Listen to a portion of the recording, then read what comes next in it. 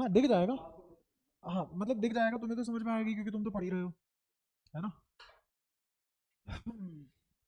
खैर।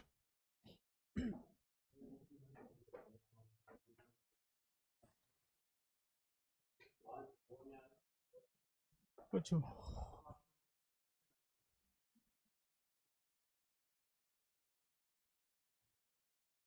चाटे मार मार के छठोपाध्याय बना दूंगा एक दिन।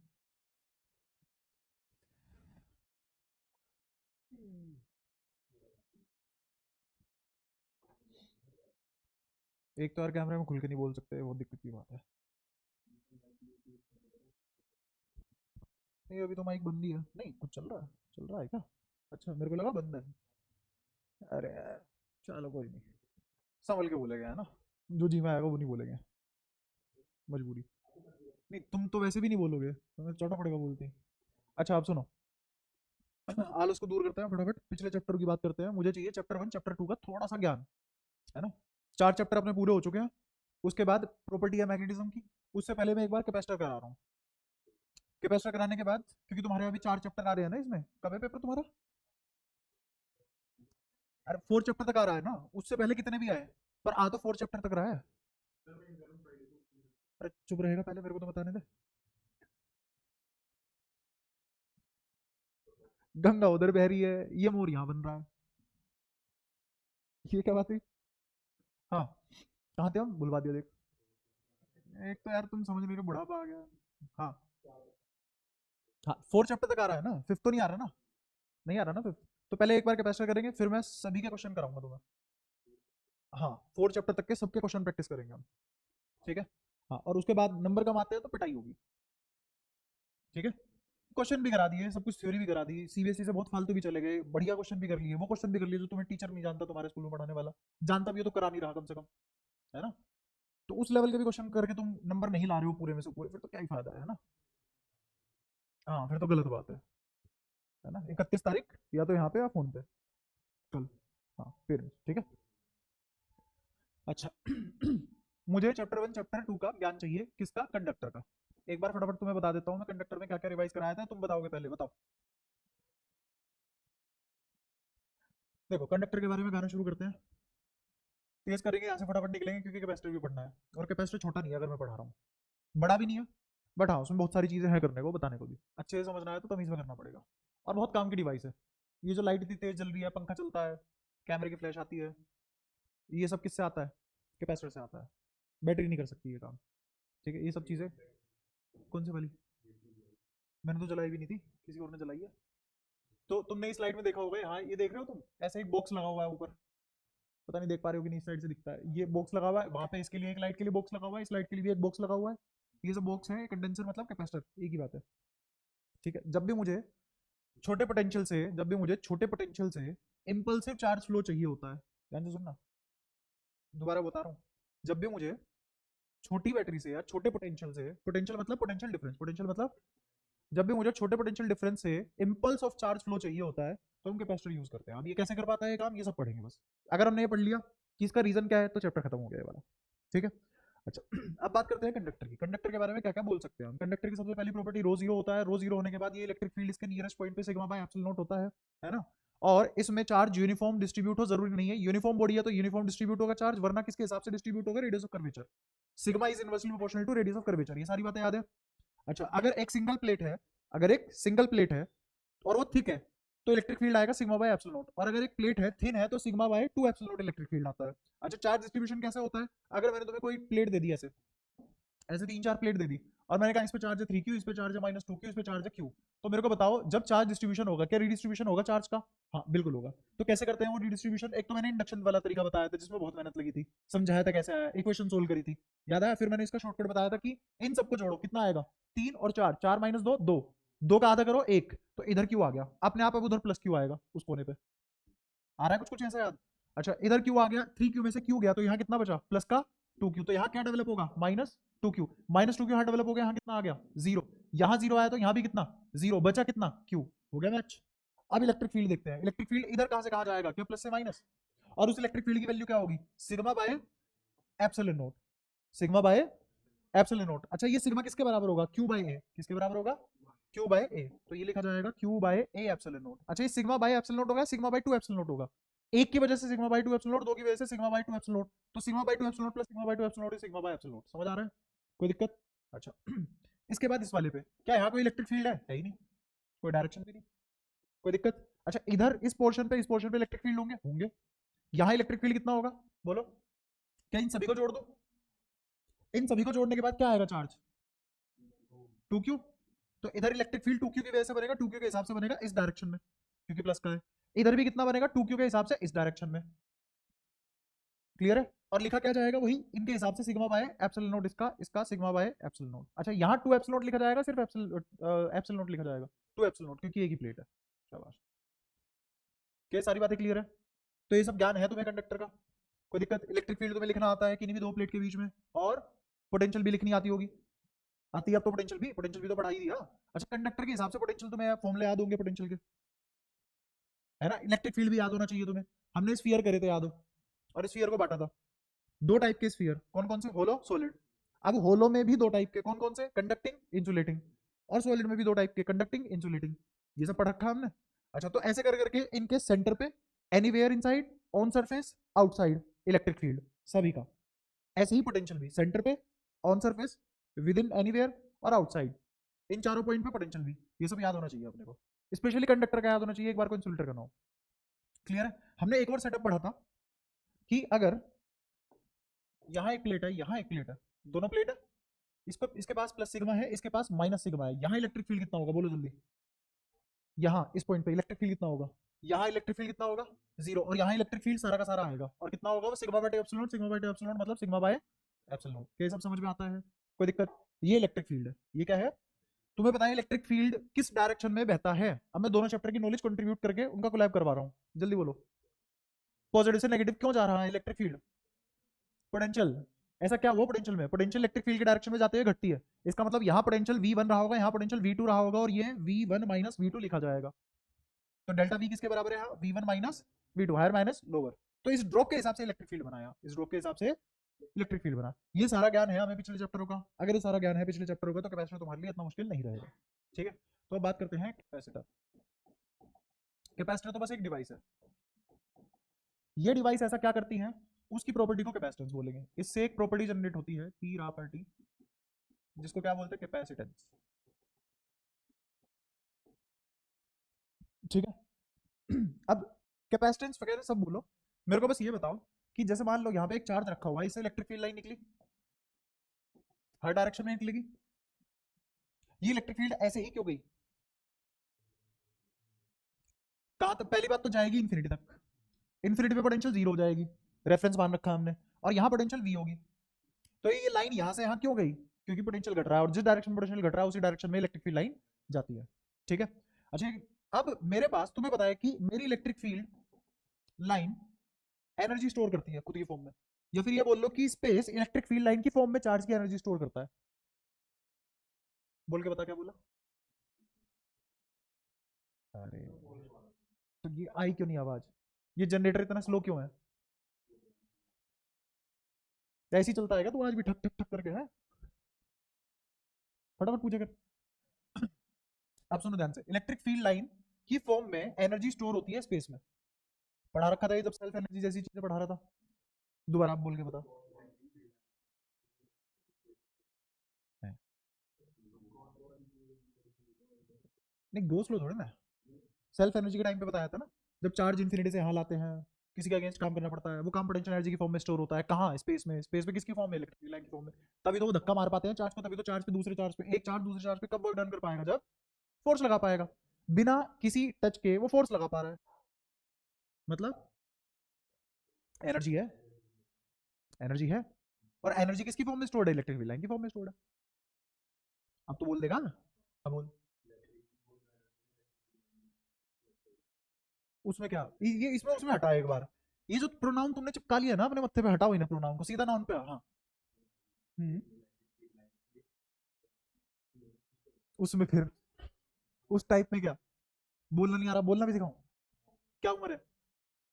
हाँ, और बोलना नहीं आता? आता है पर बोलना नहीं जाता? नहीं। तो मेरे को कैसे पता लगेगा, तू समझ गया? मेरे को तो आता है, पर मेरे को ये कैसे पता लगेगा तेरे को समझ आ गया? तेरे पे भरोसा, और दो अलग बातें नहीं है, बिल्कुल विपरीत दिशा में भागती है। हाँ बता दोबारा।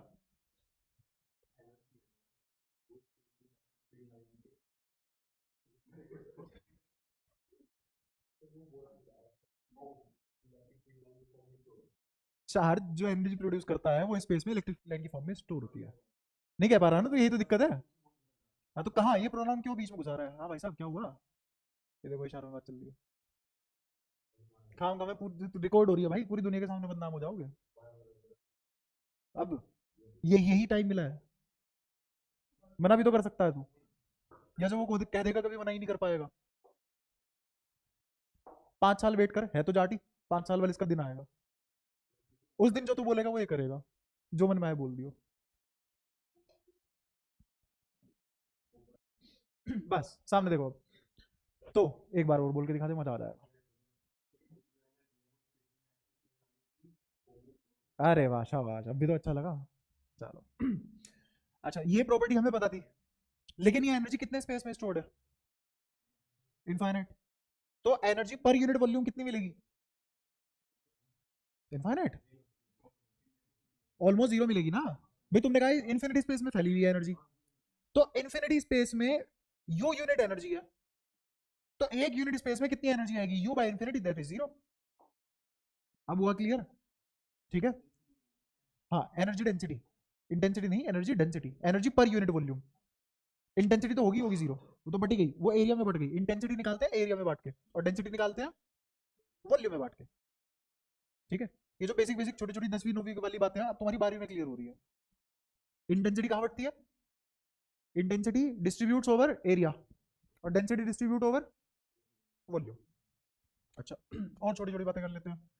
तो ये एनर्जी इन्फिनिटी तक फैली हुई है, ये एनर्जी इन्फिनिटी तक फैली हुई है, और मुझे एनर्जी डेंसिटी जीरो मिल रही है।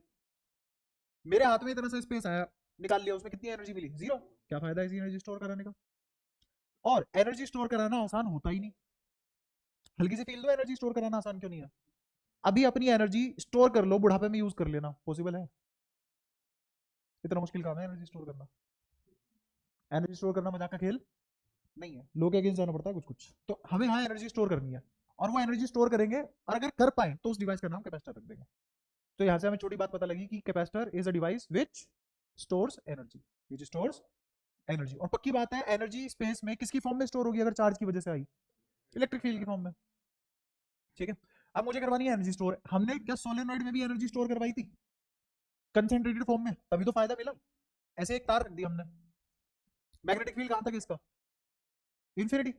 तो एनर्जी पर यूनिट वॉल्यूम कितनी आएगी? जीरो। क्या फायदा है इसका? फिर हमने सोलेनॉइड बनाया, बाहर मैग्नेटिक फील्ड जीरो, सारा अंदर है, कंसेंट्रेटेड है। तो क्या मैंने कम स्पेस में ज्यादा लाइनें स्टोर करा दी, क्योंकि एनर्जी हमेशा लाइन की फॉर्म में स्टोर हो रही है अपने यहाँ। तो ज्यादा एनर्जी स्टोर कराई है कम स्पेस में, मतलब स्टोरेज बढ़िया, वो काम की स्टोरेज है, वो काम की स्टोरेज है ना? ये बिल्कुल वैसी वाली बात होगी कि तुम्हें पानी चाहिए, तुमने मोटर चला दिया, मोटर से तुम्हें कंटिन्यूअस मैनर में पानी मिल रहा है, वो है बैटरी। समझना, एनालॉजी दे रहा हूँ, बैटरी और कैपेसिटर में क्या फर्क है? एक अरसा खत्म हो जाता है, लोगों को यही समझ नहीं आता what is battery what is capacitor. ठीक है, क्योंकि ड्रॉप तो रेजिस्टेंस के अक्रॉस भी आता है, ड्रॉप कैपेसिटर के अक्रॉस भी आ सकता है, ड्रॉप इंडक्टर के अक्रॉस भी आ सकता है। ठीक है, तो अब बैटरी वर्सेस कैपेसिटर देखेंगे थोड़ा सा। बैटरी समझना एक मोटर की तरह है जो कंटिन्यूअसली मेरे को पानी दे रही है। ठीक है, अब वो पानी कहाँ भरोगे? स्टोर करना है तुम्हें पानी, भाई कंटिन्यूअस मैनर में पानी आ रहा है, वो तो तुमने यूज कर लिया, नहा लिया, शावर ले लिया, फिर कपड़े धो लिए, कुछ भी कर लिया, बट अब तुम्हें बाद में चाहिए वो पानी, तो स्टोर करोगे ना? या बहुत सारा पानी एक साथ चाहिए, मोटर तो नहीं देगा, मोटर तो जिस स्पीड से दे रहा है पानी उसी स्पीड से देगा। अब तुम्हें एक सेकंड में एक बाल्टी पानी चाहिए, वो तो नहीं दे सकता मोटर, तो तुम क्या करोगे? स्टोर कराओगे ना उसे, बकेट में स्टोर कराओगे, टैंक में स्टोर कराओगे, कहीं तो स्टोर कराओगे। तो जिस डिवाइस में स्टोर करा रहे हो वो है कैपेसिटर, और किस हिसाब से वो स्टोर कर रहा है, किस प्रॉपर्टी के बेसिस पे स्टोर कर रहा है, वो है capacitance. Battery continuous flow of energy provide करती है, बैटरी एनर्जी प्रोवाइड करती है। कैपेसिटर एक साथ बल्क में एनर्जी प्रोवाइड करता है, कैपेसिटर एक साथ बल्क में एनर्जी प्रोवाइड करता है। ठीक है, कोई दिक्कत? तो ये सबसे बड़ा फर्क है किसमें, बैटरी और कैपेसिटर में। अब हम्म,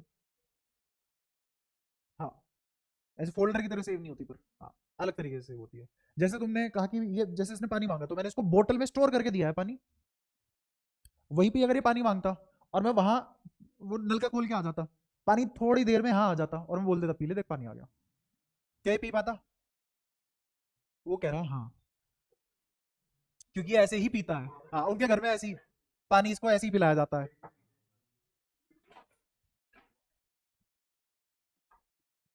ये टांट पे मारूंगा देखे, सारा जनरेटर एक ही बारी में ठप हो जाएगा। हाँ तो कुछ कुछ समझ पाए? Battery gives continuous flow of charge, energy, sort of energy, but capacitor gives impulsive energy, gives energy, bulk energy in a short period of time, bulk energy in short period of time, short span of time. ठीक है, लेकिन capacitor कर क्या रहा है? Store कर रहा है energy. Capacitor is a device which stores energy. अब कैपेसिटर बने गलती से, कैपेसिटर बने गलती से, जैसे मान लो कि बहुत अलग अलग टाइप के कैपेसिटर होते हैं, अभी तो जो मैं ले रहा हूँ उसको भी कैपेसिटर बोलेंगे ही हम, बट ये कैपेसिटर किसी मतलब का नहीं होगा। हाँ फील आएगी इसलिए पढ़ा रहा हूँ, बाकी कैपेसिटर नहीं बोल सकते, मतलब बोल सकते हैं बट कैपेसिटर किसी काम का नहीं है। जैसे है तो पानी, पिया तो इसने पानी है, वही वहां से फर्श पे फैल के आ जाता है, इसका मतलब का थोड़ा ना बचता वो। तो ऐसी ये करेगा तो एनर्जी स्टोर, बट कितने स्पेस में? इनफाइनाइट स्पेस में। मान लो एक चार्ज स्फीयर लिया मैंने जिसपे चार्ज है प्लस क्यू, तो इससे इलेक्ट्रिक फील्ड लाइन ऐसे निकलेगी बाहर की तरफ, क्योंकि ये कंडक्टर है। कैपेसिटर हम सिर्फ कंडक्टर को यूज करके बनाएंगे। कैपेसिटर किससे बनाते हैं? कंडक्टर से ही बनाएंगे। तो ये क्या है? कंडक्टर। कंडक्टर की एक खास बात होती है, कंडक्टर का surface acts as equipotential surface. ये भी पढ़ रखा है हमने, सारी बातें कर रखी है हमने पहले। कैपेसिटर में, कैपेसिटर छोड़ो, कंडक्टर में कंडक्टर का surface act as equipotential surface की क्या खास बात है? Work done zero. मतलब लाइन परपेंडिकुलर निकलेगी सरफेस के, तो ये सारी की सारी लाइन कितना एंगल बना के निकल रही है सरफेस से? Perpendicular 90 degree. तो कहां तक गई? इन्फिनिटी तक।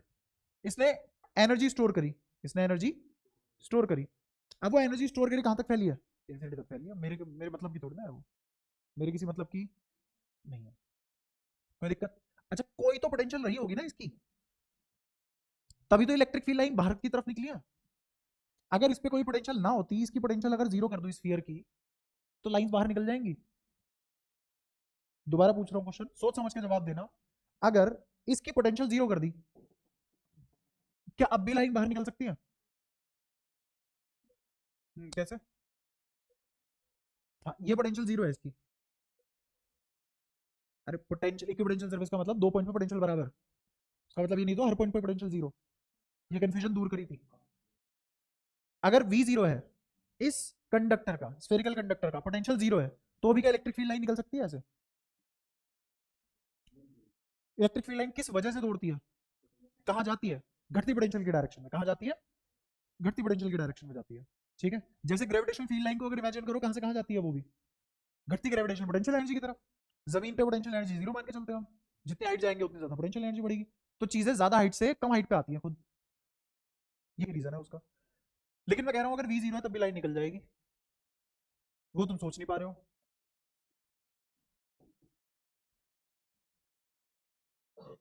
लो, हाँ तो लाइन निकलेगी ना इससे।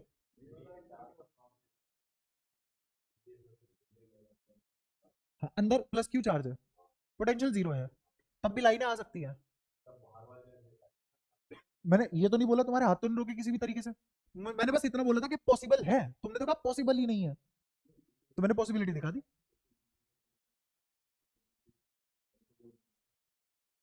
तो भाई ये लाइन इन्फिनिटी गई क्यों? क्योंकि यहां कोई पोटेंशियल थी और इन्फिनिटी पे क्या थी? जीरो। और तुमने अपनी तरफ से सही सोचा, अगर मैंने इसको जीरो कर दिया और इन्फिनिटी पे भी जीरो है, तो यहां से इन्फिनिटी जाएंगी क्यों? और मेरा क्वेश्चन क्या था कि क्या कभी ऐसा हो सकता है कि इससे v जीरो होने के बाद भी निकल जाए लाइन? मेरा क्वेश्चन ये था। लग गया फर्क पता? तो अभी हम इसी की बात करते हैं। तो मेरे को डेल्टा वी बताओ क्या आएगा? डेल्टा वी क्या? v माइनस जीरो आएगा। Delta we v minus zero आएगा। ठीक है, अब कैपेसिटर में क्या होता है, अगर मैं इसको कैपेसिटर बोलना चाह रहा हूं, तो इसकी v पोटेंशियल पे कितना चार्ज स्टोर है, ऐसे लिखना, at delta V how much charge is stored. दुनिया में खूब लोग बच बच के ये पढ़ते हैं कि कैपेसिटर चार्ज स्टोर करता है, तो मैं भी उसी लहजे में बता रहा हूँ, लेकिन इसको बदल दूंगा। असली बात क्या है कि चार्ज नहीं, एनर्जी स्टोर करता है। कैपेसिटर एनर्जी स्टोर करता है। सोलेनोइड, जिसको हम इंडक्टर बोलने वाले हैं, इंडक्टर भी क्या स्टोर करता है? एनर्जी स्टोर करता है।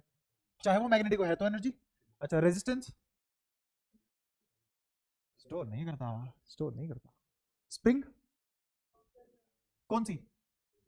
स्प्रिंग एनर्जी, ठीक है। और स्प्रिंग एनर्जी को क्या बोल सकते हैं हम? क्या स्प्रिंग एनर्जी इलेक्ट्रोमैग्नेटिक एनर्जी होगी?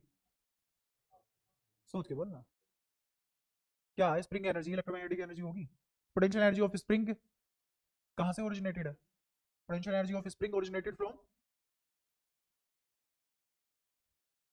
Impulsive force, intermolecular force, dt, smaller smaller tension, छोटी छोटी टेंशन dt। तो उन सभी dt को मिला दो, क्या आ जाएगा? एक टेंशन रिस्टोरिंग फोर्स आ जाएगा ना। और रिस्टोरिंग फोर्स किसकी तरह एक्ट करेगा? कंजर्वेटिव फोर्स की तरह एक्ट करेगा। क्यों कर रहा है? क्योंकि कहां से पैदा हुआ है वो? मोलिकुलर इलास्टिसिटी की वजह से पैदा हुआ है। मोलिकुलर इलास्टिसिटी कहां से आ रही है? बॉन्डिंग से। और बॉन्ड क्या है? इलेक्ट्रोमैग्नेटिक फोर्स ही तो है। कि पास में ज्यादा नहीं आ सकते क्योंकि न्यूक्लियर न्यूक्लियर रिपल्शन, दो पॉजिटिव चार्ज पास में आ रहे हैं, दो इलेक्ट्रॉन पास में आ रहे हैं। ज्यादा दूर भी नहीं जा सकते क्योंकि इसका न्यूक्लियस इसके इलेक्ट्रॉन को बाइंड कर सकता है। छत्तीस चीजें हो सकती है। इलेक्ट्रोमैग्नेटिक फोर्स है, बहुत कॉम्प्लेक्स है वहां पे सिचुएशन। अभी तो तुम सिर्फ यूनिफॉर्म पढ़ रहे हो ना, तो तुम्हारी औकात भी क्या है? सिर्फ यूनिफॉर्म इलेक्ट्रिक फील्ड और मैग्नेटिक फील्ड इमेजिन करने की है ना। अगर मैंने कोई इलेक्ट्रिक फील्ड का फंक्शन दे दिया, ये रहा electric field, X square I cap minus root Y J cap plus E to the power Z K cap, कर लो इमेजिन लो, बताना इलेक्ट्रिक फील्ड लाइन की शेप क्या होगी? है ना, ब्रह्मांड में हमने सोचा ही नहीं ऐसा कुछ हो सकता है, लेकिन हो तो कुछ भी सकता है ना, क्योंकि हम कहाँ पहुंच गए एटम पे, मोलिकुलर लेवल पे। तो वहां पे हम इमेजिन नहीं कर सकते चीजों को, सिर्फ उनके इफेक्ट दे सकते हैं। तो उसका इफेक्ट किसके रूप में मिला मेरे को? टेंशन के रूप में मिला। इंटरमोलिकुलर फोर्सेस, वो रिस्टोरिंग फोर्स की तरह एक्ट कर रहा है मेरे एक्सटर्नल फोर्स को अपोज करने के लिए। होगी वहां पे डेवलप चीजें, पोटेंशियल एनर्जी का खेल आ गया पूरा का पूरा। तो जनरेट कहाँ से हुआ है वो बेसिकली? और यही मैंने तुम जब मैं फ्रिक्शन वगैरह पढ़ा रहा था, स्प्रिंग वगैरह पढ़ा रहा था, टेंशन वगैरह पढ़ा रहा था, तब मैंने तुम्हें वहां पे भी बताया था जो भी फोर्स तुम ऑब्जर्व कर पा रहे हो अपनी दुनिया में, वो सारे के सारे इलेक्ट्रोमैग्नेटिक फोर्स है। उस टाइम नहीं आ रही थी समझ में, अब आ रही है? क्लियर हुआ? ठीक है, खैर ये इतने काम की बात नहीं थी अपने। तो डेल्टा वी पे कितना चार्ज स्टोर हुआ है, इसको कैपेसिटेंस बोलते हैं। डेल्टा वी पे कितना चार्ज स्टोर हुआ है, इस कैपेसिटेंस। ठीक है, क्यों चार्ज स्टोर हो गया, क्या इसको कैपेसिटेंस बोलेंगे ना। कितनी पोटेंशियल पे कितना चार्ज स्टोर हुआ है, क्या इसको कैपेसिटेंस बोलेंगे? हाँ, कितनी पोटेंशियल पे कितना चार्ज स्टोर हुआ है इस कैपेसिटेंस। अच्छा चलो, तुमने करंट इलेक्ट्रिसिटी तो पढ़ा दिया ना मैंने, अब रीजन पता लगेगा। पहले करंट इलेक्ट्रिसिटी को पढ़ाया और बाद में कैपेसिटेंस को पढ़ा रहा हूँ। सबसे पहला हमने ये लिखा था कि मेरा करंट किसके डायरेक्टली प्रोपोर्शनल होता है? Potential difference apply. ठीक है, अब ये लीनियर रिलेशन है ना, प्रोपोर्शनलिटी हटाऊंगा तो एक प्रोपोर्शनल कांस्टेंट आएगा, याद आया? और इसी कांस्टेंट को क्या नाम रखा था हमने? आर की one by R, one by R. हमने क्या करा था? हमने पता है इसको ये लिखा था delta V is directly proportional to I, और फिर क्या बोला था? Delta V equals to I F, और ये क्या था? आर, ये कांस्टेंट। कौन सा कांस्टेंट? Proportionality constant. अब अगर मैं तुमसे पूछूं कि आर बराबर वी बाय आई है, ऐसे मैंने तुम्हें चमचमाता फॉर्मूला दिखा दिया किताब में लिखा हुआ। अब तुम हाईली मैथमेटिकल बंदे हो, हाईली इंटेलेक्चुअल बीइंग। तुमने कहा न्यूमरेटर में वी है, डिनोमिनेटर में आई है, वी बढ़ेगा तो आर बढ़ेगा, और आई बढ़ेगा तो आर घटेगा। बताओ क्या ये बात सही है? मैथमेटिकली तो सही है, बट क्या ऐसा पॉसिबल है ना? फिजिकलिटी में डिफरेंट आ जाता है, क्योंकि तुमने आर को कांस्टेंट बोल दिया है, अपने सगे हाथों से, सगे मुंह से, सगी बुद्धि से बोला है, किसी और के नहीं, सोतेली नहीं। तो आर कांस्टेंट है तो है, क्या वो वी बदलने से बदलेगा? क्या वो आई बदलने से बदलेगा? क्या it is the property of material? It is the property of material.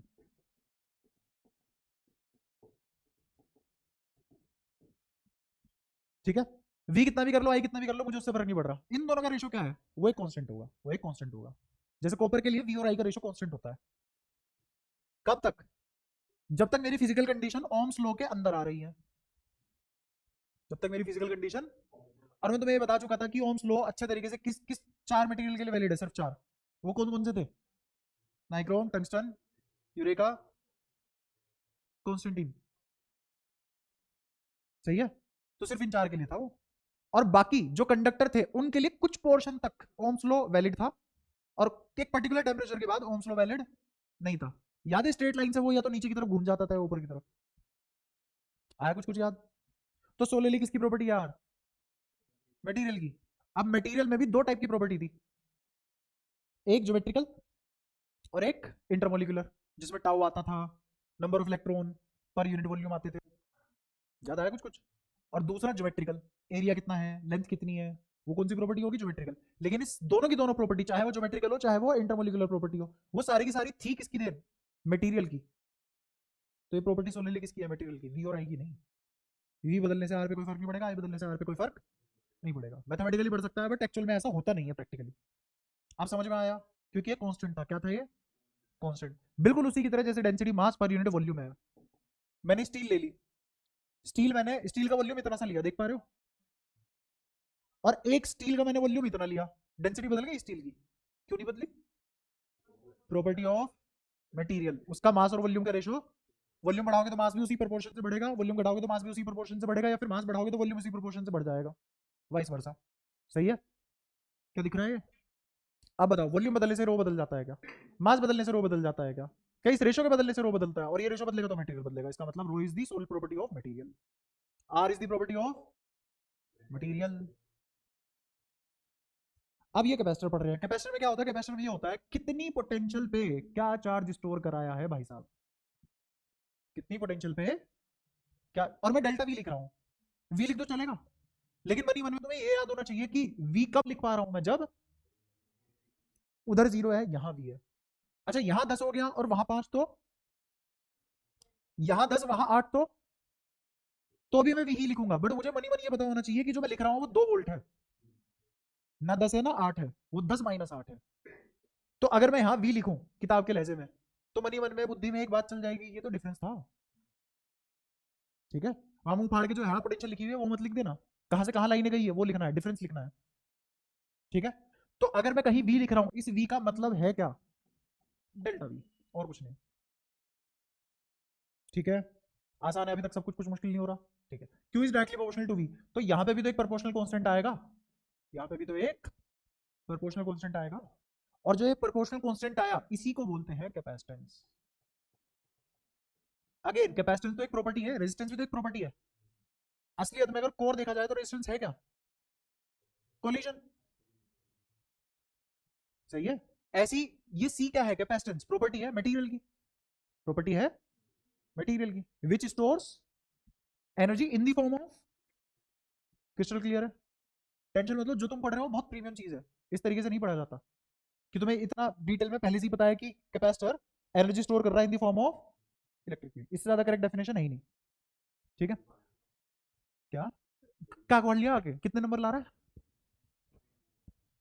बस से तो बात करा नहीं पा रहा।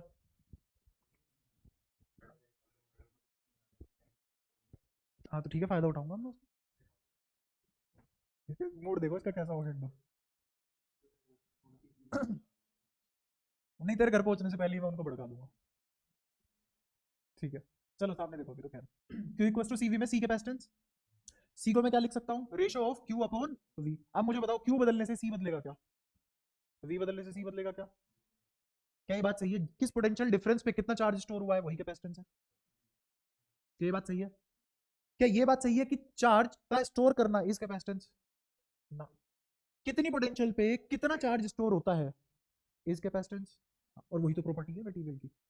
जैसे मान लो कि मैंने 10 वोल्ट ली, कॉपर शीट है, 10 वोल्ट दे दी, 10 वोल्ट पे वो 1 कूलम्ब स्टोर कर रहा है, स्टील ले आया 10 वोल्ट दी, 0.1 कूलम्ब स्टोर कर रहा है, तो अब बताओ किसकी कैपेसिटेंस ज्यादा, कॉपर की।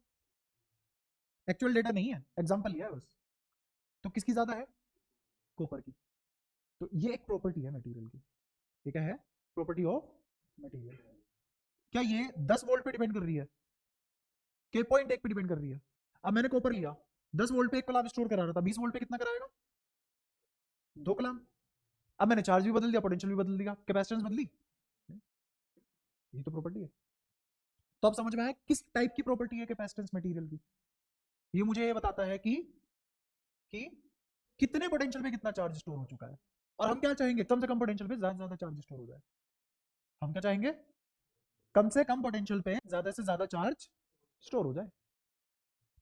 हाईली लॉजिकल है। हम क्या चाहेंगे, कम से कम पैसे में ज्यादा से ज्यादा सामान आ जाए, कम से कम पैसे में, है ना, कम से कम औकात में ज्यादा ज्यादा इज्जत मिल जाए, कम से कम मेहनत में ज्यादा ज्यादा नंबर आ जाए, कम से कम पोटेंशियल में ज्यादा से ज्यादा चार्ज स्टोर हो जाए। ठीक है, कोई इशू इस बात में? अच्छे से समझ आ रही है सारी चीजें? ठीक है। तो हमने प्रॉपर्टी पढ़ी कैपेसिटेंस कि कितने, अच्छा ये पोटेंशियल या पोटेंशियल डिफरेंस, तो अगर मैं डेल्टा वी हटा के वी लगा दूं, अब क्या पोटेंशियल हो गया? अभी भी पोटेंशियल डिफरेंस है, अभी भी पोटेंशियल डिफरेंस है। ये हमें मनी में बताना चाहिए। ऊपर क्या है? क्यू। क्या मुझे ये लिख लेना चाहिए C is directly proportional to Q? क्या मुझे ये लिख लेना चाहिए C is inversely proportional to V? ये दोनों बातें ये तो फिक्स है, सॉर्ट ऑफ कांस्टेंट, हर मटेरियल के लिए कांस्टेंट होता है। तो ना तो ये क्यू पे डिपेंड करता, सी ना तो क्यू का फंक्शन है, सी ना ही वी का फंक्शन है। घर कर गई ये बात अच्छे से? ठीक है। अगेन वही बोला, पोटेंशियल वी, अगर मैंने पोटेंशियल वी लिखा है इसका मतलब वी माइनस जीरो है, वी माइनस जीरो है। इस पे मुझे क्यू चार्ज स्टोर कराना है, क्यू चार्ज स्टोर कराना है ना? या फिर चार्ज बाद में देखेंगे। मैं कह रहा हूं कि मैंने इसको वी पोटेंशियल दे दी। कितनी पोटेंशियल दे दी? वी। वी पोटेंशियल देने का मतलब क्या है कि इंफिनिटी में जीरो है और पोटेंशियल डिफरेंस कितना क्रिएट हुआ? वी। किस किस के बीच? इंफिनिटी और दिस कंडक्टर के बीच। तो मेरी एनर्जी कहां से कहां स्टोर होगी? Surface, from the surface of this conductor. Again conductor के अंदर इलेक्ट्रिक फील्ड नहीं होता, जीरो होता है।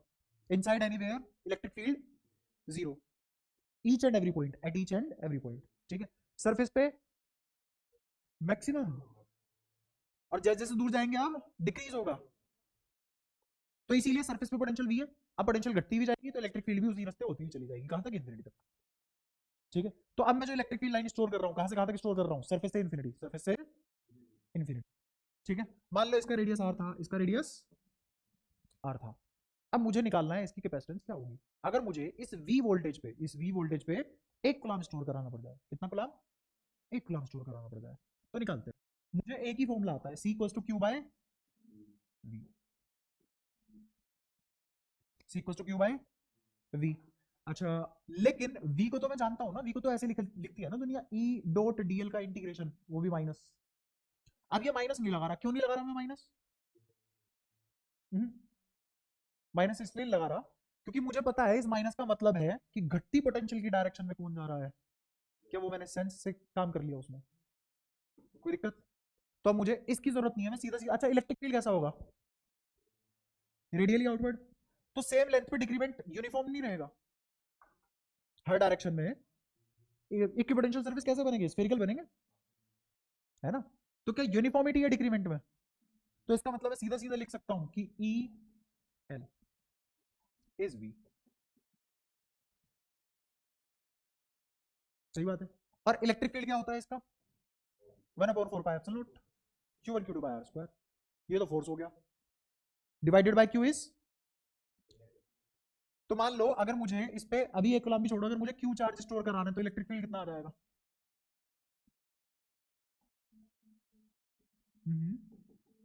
1/4πε0 के, हाँ के हट जाएगा। आगे बोलो, सब कुछ ही हट गया। हाँ बोल बोल बोल, 1/4πε0 आगे तो बोलो, क्यू बाय आर स्क्वायर। ये इलेक्ट्रिक फील्ड किस चार्ज ने जनरेट करा है? इसी चार्ज ने तो जनरेट करा है, क्योंकि मैंने इस पे रखा हुआ है ये चार्ज, क्योंकि मैंने इस पे चार्ज रखा हुआ है। इसमें किसी को आपत्ति हो तो बताओ। क्लियर है यहाँ तक सारी बातें? ठीक है। अच्छा, पोटेंशियल कितनी होती है? और के क्यू बाय आर, के क्यू बाय आर। ये हम इंफॉर्मेशन जानते हैं इसके बारे में, ये सारी इंफॉर्मेशन जानते हैं। और मुझे ये भी पता है कि ये वी आया भी कहां से होगा, इससे मैंने किसकी मल्टीप्लाई करी होगी, वही तो आ गया। कोई दिक्कत? तो इसको मैं क्या लिख सकता हूं? 1/4πε0 इंटू, तो सी किसके बराबर आ गया? क्या इमेजिन कर पा रहे हो? ये और ये तो खत्म हो गए और ये सब कुछ ऊपर पहुंच गया, तो 4πε0 आर आ गया, 4πε0 आर आ गया। कोई दिक्कत? शांति है? अच्छा, अब मैं कहूं मुझे एक ऐसा कैपेसिटर बनाना था कि मैं इस पे 1 वोल्ट पे 1 कूलम स्टोर करा लूं। मुझे कैसा कैपेसिटर बनाना था? तो रेडियस कितना चाहिए होगा मुझे इसका? समझ पा रहे हो मेरी रिक्वायरमेंट क्या है? पोटेंशियल डिफरेंस कितने का रखा मैंने? 1 - 0 1 वोल्ट का। ठीक है, और चार्ज कितना स्टोर कराना चाहता हूं मैं? 1 कूलम का। तो मुझे ये स्फीयर किस साइज का चाहिए, मुझे ये स्फीयर किस साइज का चाहिए वो निकालते हैं। तो क्या रेडियस को r रख दूं, और ये 1/4 कितना होता था 9 × 10⁻, ये किसके बराबर होगा, और बोलो 1/9 × 10⁹9। अरे जब 1/4 इज 9 × 10⁻9 के बराबर होता है तो 4π 1/9 × 10⁻9 के बराबर होगा ना, कोई दिक्कत इसमें? ठीक। कैपेसिटेंस निकालनी थी या रेडियस निकालना था, रेडियस क्यों, क्योंकि कैपेसिटेंस कितनी आ जाएगी, तुमने कहा है 1 कूलम्ब स्टोर कराना है, कितनी पोटेंशियल पे है, 1 वोल्ट पे, है ना। इस C/V का एक कंबाइंड नाम रखा गया फैराड, क्या नाम रखा गया, तो मुझे कैपेसिटेंस कितनी करनी है, 1 फैराड करनी है। जैसे जैसे V, या फिर ऐसे मान लो कि R = V/I होता था, तो ये क्या है, वोल्ट पर एम्पियर, इसका हमने क्या नाम रखा था, ओम। ऐसे ही यहाँ पे कूलम्ब पर वोल्ट का क्या नाम रखा है, फैराड, फैराड है नहीं फैराड। हाँ तू बता। तो कैपेसिटेंस कितनी चाहिए, 1 फैराड, कैपेसिटेंस कितनी चाहिए, 1 फैराड चाहिए। तो 1 फैराड कैपेसिटेंस लाने के लिए मुझे क्या करना पड़ेगा, रेडियस कितना चाहिए होगा, तो रेडियस चाहिए होगा 1 × 9 × 10⁹9 मीटर। हर चीज SI यूनिट में थी। अच्छा अर्थ का रेडियस कितना है, 6400 किलोमीटर, और इन मीटर 2 जीरो और फालतू, या फिर ऐसे भी तो लिख सकता हूँ 6.4 × 10⁻6 मीटर, ये तो है अर्थ का रेडियस। और मुझे जो बॉडी चाहिए 1 वोल्ट पे 1 कूलम्ब स्टोर कराने के लिए, अगर मैं सिर्फ स्फीयर ले रहा हूँ, ये है तो कैपेसिटर ही ना, कितना बढ़िया कैपेसिटर बना देता हूँ। कंडक्टर लाओ किस साइज का, अर्थ से 1000 गुना बड़ा, जिल्लो लगाओ पंखे में चलाओ। हाँ बढ़ा दूं या घटा दूं, ठंड लग रही है,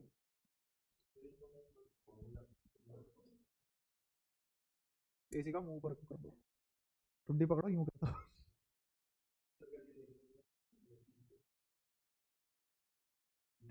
पहले जनरेटर का ट्राई करें क्या, सामने देखा वो अपने आप हो जाएगा सब कुछ। अब सामने देखते रहो, कहाँ थे हम, अरे ऐसे डिस्टर्ब मत किया करो, तुम्हारा ही नुकसान है। उसे देख कौन रहा है, सामने देख, यहाँ देख, यहाँ फोकस, चुप फोकस।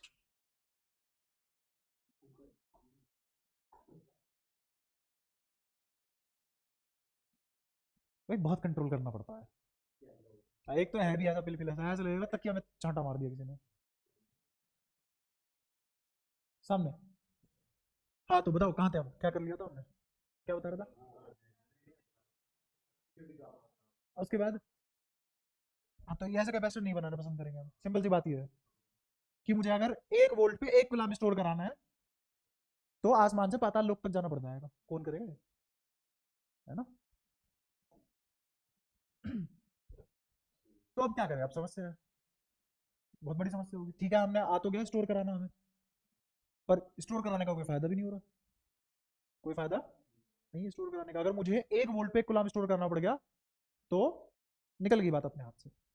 ठीक है, अच्छा अर्थ कितना फैराड स्टोर करा लेगी, हाउ मच, या फिर what is the capacitance of earth, ये भी सवाल आ जाए, what is capacitance of earth, धरती मैया कितना कैपेसिटेंस होल्ड कर सकती है, क्या कैपेसिटेंस होगी उसकी, तो कैसे निकालेंगे, 4πε0। अच्छा ये भी याद कर लो फॉर्मूला है, फॉर स्फीयर कैपेसिटेंस का फॉर्मूला क्या होता है, 4πε0r, it is the formula for capacitance of spherical body, spherical, ठीक है। हाँ क्यू बाय, मुझे थोड़ी ना पता है क्या पोटेंशियल है अर्थ की, मुझे अर्थ की कैपेसिटेंस निकालनी है, और कैपेसिटेंस क्या वी का फंक्शन है, क्या क्यू का फंक्शन है, तो उनसे निकालूंगा मैं क्या, है ना। अच्छा अभी मैं तुम्हें ये भी बताना भूल गया कि जब ये साला इन दोनों में से किसी का फंक्शन ही नहीं है तो डिपेंड किस पे कर रहा है, मटेरियल पे, किस पे, और मटेरियल में भी स्पेसिफिकली उसकी ज्योमेट्री में, आर मतलब ज्योमेट्री, कितना रेडियस है, अगर रेडियस बढ़ा दूंगा कैपेसिटेंस बढ़ जाएगी, रेडियस घटा दूंगा कैपेसिटेंस घट जाएगी, किसके लिए, स्फेरिकल कैपेसिटर के लिए। तो it is the property of geometry, 4 by the constant है उसका तो कुछ नहीं होना, आर पार्ट ऑफ ज्योमेट्री। अच्छा ये क्या लिखा हुआ है, परमिटिविटी, स्पेस फैक्टर, तो इसका मतलब एक और बात पर डिपेंड करता है, स्पेस पे मीडियम बदल दोगे तो कैपेसिटेंस चेंज हो जाएगी। दैट्स वाई डायलैक्ट्रिक एग्जिस्ट, पढ़ाया था ना, डायलैक्ट्रिक, रिलेटिविटी, रिलेटिविटी कह रहा हूँ, रिलेटिव मीडियम, एप्सिलॉन आर। अभी रखेंगे, बाद में रखेंगे, बाद में आगे चैप्टर में चलते हुए, क्योंकि अभी अगर वो चीज पढ़ाने लग गया ये छूट जाएगी, है ना। अभी बस हिंट दे रहा हूँ किसके ऊपर डिपेंड कर रहा है, स्पेस और ज्योमेट्री। अब पता लग गया, ना तो ये v पे डिपेंड कर रहा है, ना ये q पे डिपेंड कर रहा है, किस पे डिपेंड कर रहा है, geometry and space, geometry and space. तो कैपेसिटर इज फंक्शन ऑफ किसका, ज्योमेट्री, जियो ज्योग्राफी नहीं, ज्योमेट्री। और किसका फंक्शन है, स्पेस। अब समझ आया कैपेसिटर किसका फंक्शन है, तो निकालूंगा भी इन्हीं को यूज करके ना। अब पता लग गया क्यू बाई वी क्यों नहीं लगाया, ठीक है। 4 पाई एप्सिलॉन नॉट आर। अब मुझे सारी वैल्यूज पता है, इसकी वैल्यू कितनी है, 1/9 इंटू 10⁻9, आर 6.4 इंटू 10⁻6। जब इसको सोल्व करोगे तो ये 711 और माइक्रोफेराड के आसपास आएगा, 711। अच्छा माइक्रोफेराड बोले तो 711 इंटू 10⁻6 फेराड। इसका मतलब एक फेराड क्वांटिटी बहुत ज्यादा होती है, quantity is impractical, is impractical, short में लिखा इज इम्प्रैक्टिकल। इसका वास्तविकता से कोई लेने देना नहीं है, किसका, एक फेराड जैसी क्वांटिटी का, बहुत बढ़िया। अच्छा ऐसा हुआ क्यों, ऐसा इसलिए हुआ, थोड़ा सा बता देता हूँ तुम्हें कहानी कैसे चली। पहले हमें मैग्नेटिज्म का पता लगा, कहानी पढ़ी होगी तुमने, कि एक आदमी पहाड़ पे चढ़ता था, उसको पैरों पे ज्यादा फोर्स फील होता था एक पोर्शन पे पहाड़ी के, है ना। फिर उनको लगा भूत प्रेत वगैरह ये सब है। फिर बाद में पता लगा कि वो मेटल के शूज पहनता था और वहां मैग्नेटिज्म प्रॉपर्टी के नीचे मैग्नेटिक मटेरियल थे, तो उसको अट्रैक्शन फील होती थी वहां, उनको लगता था आत्माएं नीचे से टांग पकड़ रही हैं। तो पहले मैग्नेटिज्म की खोज हुई। अब मैग्नेटिक फील्ड और मैग्नेटिक फोर्स इलेक्ट्रोस्टैटिक के कंपैरिजन में वीक होते हैं बहुत, magnetic forces are weaker than electric forces. ये तो तुम्हें इजी पता लग गया होगा ना कि E बाय बी वी के बराबर आता था, तो वी नेगेटिव में थोड़ी ना होता है, डायरेक्शन नेगेटिव में होने का भी मतलब क्या है, डायरेक्शन पलट गई, बट मल्टीपल फैक्टर कुछ तो आएगा, तो किसी मल्टीपल फैक्टर से बी की मल्टीप्लाई करोगे तब जाके ई के बराबर आएगी उसकी वैल्यू। इसका मतलब E has greater effect than B, ठीक है। तो पहले मैग्नेटिज्म की खोज हुई और मैग्नेटिज्म के हिसाब से हमने फिजिकल क्वांटिटी बनाई, उनकी यूनिट्स बनाई। यूनिट्स तो जानते हो, मेजर करने का तरीका, किस चीज में मेजर करते हैं हम कोई भी फिजिकल क्वांटिटी, यूनिट की फॉर्म में, है ना। जैसे 1 केजी, केजी क्या होगी, यूनिट। 1 मीटर, मीटर क्या हो गया, यूनिट, है ना। तो ऐसे ही हमने मैग्नेटिज्म पहले पढ़ा, उसके हिसाब से यूनिट बनाई, फिर वो यूनिट के कंपैरिजन में हमने इलेक्ट्रोस्टैट की यूनिट बनाई। जब मैग्नेटिज्म के कंपैरिजन में इलेक्ट्रोस्टैट की यूनिट बनाई, अब इलेक्ट्रोस्टैट तो बहुत स्ट्रॉन्ग फैक्टर के साथ खेलता है, तो वहां पे सारी की सारी क्वांटिटी एक एक में आने के बाद भी इफेक्ट बहुत बड़ा दे जाती है। इसीलिए एक कुलाम्ब, एक फेराड, ये बहुत बड़ी क्वांटिटी। एक कुलाम्ब का चार्ज भी इम्प्रैक्टिकल है, बहुत ज्यादा होता है एक कुलाम्ब चार्ज, एक कुलाम्ब चार्ज बहुत ज्यादा होता है, सही है, कोई परेशानी। तो एक कुलाम्ब चार्ज बहुत ज्यादा होता है, ऐसे ही एक फेराड क्या किस चीज की क्वांटिटी है फेराड, कैपेसिटेंस। ऐसे ही एक फेराड कैपेसिटेंस भी बहुत ज्यादा होती है, जैसे एक कुलाम्ब चार्ज बहुत ज्यादा है, ऐसी एक फेराड कैपेसिटेंस भी बहुत ज्यादा। कितनी अर्थ चाहिए, अर्थ के 3 गुना साइज का कोई प्लेनेट चाहिए। और 3 गुना साइज का मतलब ये नहीं है कि 3 अर्थ ले ली, लो 3 गुना हो गया, नहीं। 3 गुना साइज का मतलब क्या है, उसका वॉल्यूम 3 गुना बढ़ा है, उसका वॉल्यूम 3 गुना बढ़ा है। और वॉल्यूम 3 गुना बढ़ने का मतलब ये नहीं है कि 3 अर्थ है, उसके अंदर बहुत सारी अर्थ आ जाएंगी, लगभग 1000 के आसपास, इसीलिए 1000 गुना का फैक्टर आ रहा है, ठीक है। तो ये सब बातें थी हल्की फुल्की, किसके लिए, स्फेरिकल कैपेसिटर के लिए। और हमें अब तक इतनी तो अकल आ गई है, दुनिया में कुछ भी हो जाए साला स्फेरिकल कैपेसिटर तो यूज नहीं करना। 1 वोल्ट पे 1 कूलम्ब चार्ज शुरू कराने के लिए कह रहा है जाओ भगवान से बात करो, कोई बात है। फिर एक गलती हुई लैब में, गलती क्या हुई, एक आदमी एक कंडक्टर के बगल में, हाँ गलती से ही सारी इन्वेंशन हुई है, इवन एक्सरे भी गलती से ही हुआ था, बाद में पता लगा था radio activity was a mistake, every mistake deliberately contributes to new invention, है ना। जैसे तू आ गया, इन्वेंट हुआ ना, गलती से ही तो हुआ। खैर लैब में 2 कंडक्टर आजू बाजू छूट गए, 2 कंडक्टर लैब में, ये भी न्यूट्रल था ये भी न्यूट्रल था, दोनों कैसे थे? न्यूट्रल थे। दोनों है कंडक्टर और दोनों है न्यूट्रल, और मुझे पता है अगर ये कंडक्टर है तो इंडक्शन होगी। Each and everything is going to relate in this chapter whatever you have studied till now. तो ये भी न्यूट्रल बट इंडक्शन होगी। इंडक्शन में क्या net charge on this body will change? ना, net charge on this body will change ना। But एक दिक्कत हो जाएगी, सेपरेट तो हो जाएगा ना। सेपरेट होने के बाद इफेक्ट जीरो नहीं आएगा। सेपरेट होने के बाद इफेक्ट जीरो नहीं आएगा। जैसे मान लो अगर यहाँ पॉजिटिव डेवलप हुआ तो यहाँ ये सारे के सारे पॉजिटिव इनके पॉजिटिव उधर फेंक देंगे, और यहाँ क्या इकट्ठा करवा लेंगे? नेगेटिव। और अब यहाँ इलेक्ट्रिक फील्ड लाइन जनरेट हो जाएगी। और इलेक्ट्रिक फील्ड लाइन का स्पेस में होना इज एनर्जी का स्पेस में स्टोर हो जाना। अब क्यों नहीं हो जाएंगे? इनिशियली अगर हल्का सा भी चार्ज इधर उधर हुआ, इंडक्शन चालू हो जाएगा। ठीक है, अच्छा इसके पीछे लॉजिक क्या है? इसके पीछे लॉजिक ये है, ये पॉजिटिव चार्ज है, अपनी लाइन कहां तक फेंक के मार रहा है स्पेस में? इन्फिनिटी तक गया। बहुत परेशान है बेचारा, इसलिए इन्फिनिटी तक गया। और कितनी पोटेंशियल कर ली अपनी? जीरो। कहां से? वी से। चारों तरफ इलेक्ट्रिक फील्ड लाइन फैला के। इससे पूछा गया कि तेरी इच्छा क्या है?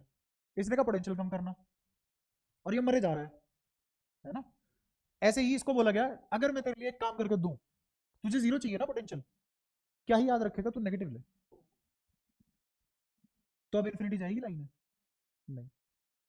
अब लाइन इन्फिनिटी ना जाके यहां आ जाएंगे। क्यों? क्योंकि वहां जीरो मिल रहा था, यहाँ नेगेटिव मिल रहा है, यहाँ ड्रॉप अच्छा है वहां से भी। ठीक है, तो ऐसे करके बहुत सारी इलेक्ट्रिक फील्ड लाइन कम स्पेस में आ जाएंगी। और इलेक्ट्रिक फील्ड लाइन का कम स्पेस में आना will contribute to larger energy density. कम वॉल्यूम में ज्यादा एनर्जी स्टोर होना, कम वॉल्यूम में ज्यादा एनर्जी स्टोर होना, ये प्रिंसिपल है यहाँ का। जैसे इस पे पॉजिटिव चार्ज आया, नेगेटिव सेपरेट हुआ, इन दोनों के बीच में बिना पोटेंशियल डेवलप हुए इलेक्ट्रिक फील्ड आ गया होगा क्या? नहीं। तो इसका मतलब इन दोनों के बीच में कोई तो डेल्टा वी डेवलप हुआ होगा। अब सुनना ध्यान से, ये भी क्यू नेट जीरो, ये भी क्यू नेट जीरो। अब तुमने पूछा चार्ज सेपरेट क्यों हुआ? क्योंकि डेल्टा वी एग्जिस्ट किया। बिना डेल्टा वी के पॉसिबल नहीं है। कैपेसिटेंस या फिर capacitor will only be called as capacitor if delta V with Q is there. समझ में आया? चार्ज का बिना पोटेंशियल के डेवलप होना will not be said as capacitor. Charge का बिना पोटेंशियल के डेवलप होना कैपेसिटर नहीं कहलाएगा।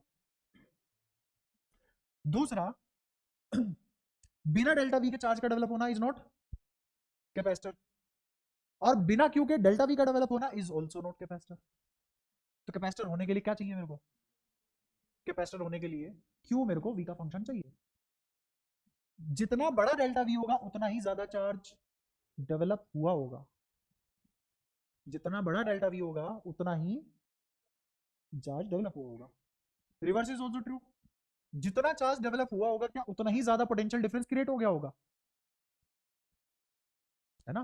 क्योंकि v equals to k Q by r, v is directly proportional to q, v is directly proportional to q। तो जो डिवाइस ये इक्वेशन फॉलो करे is capacitor, else it is not capacitor. बुझ गए? कोई परेशानी?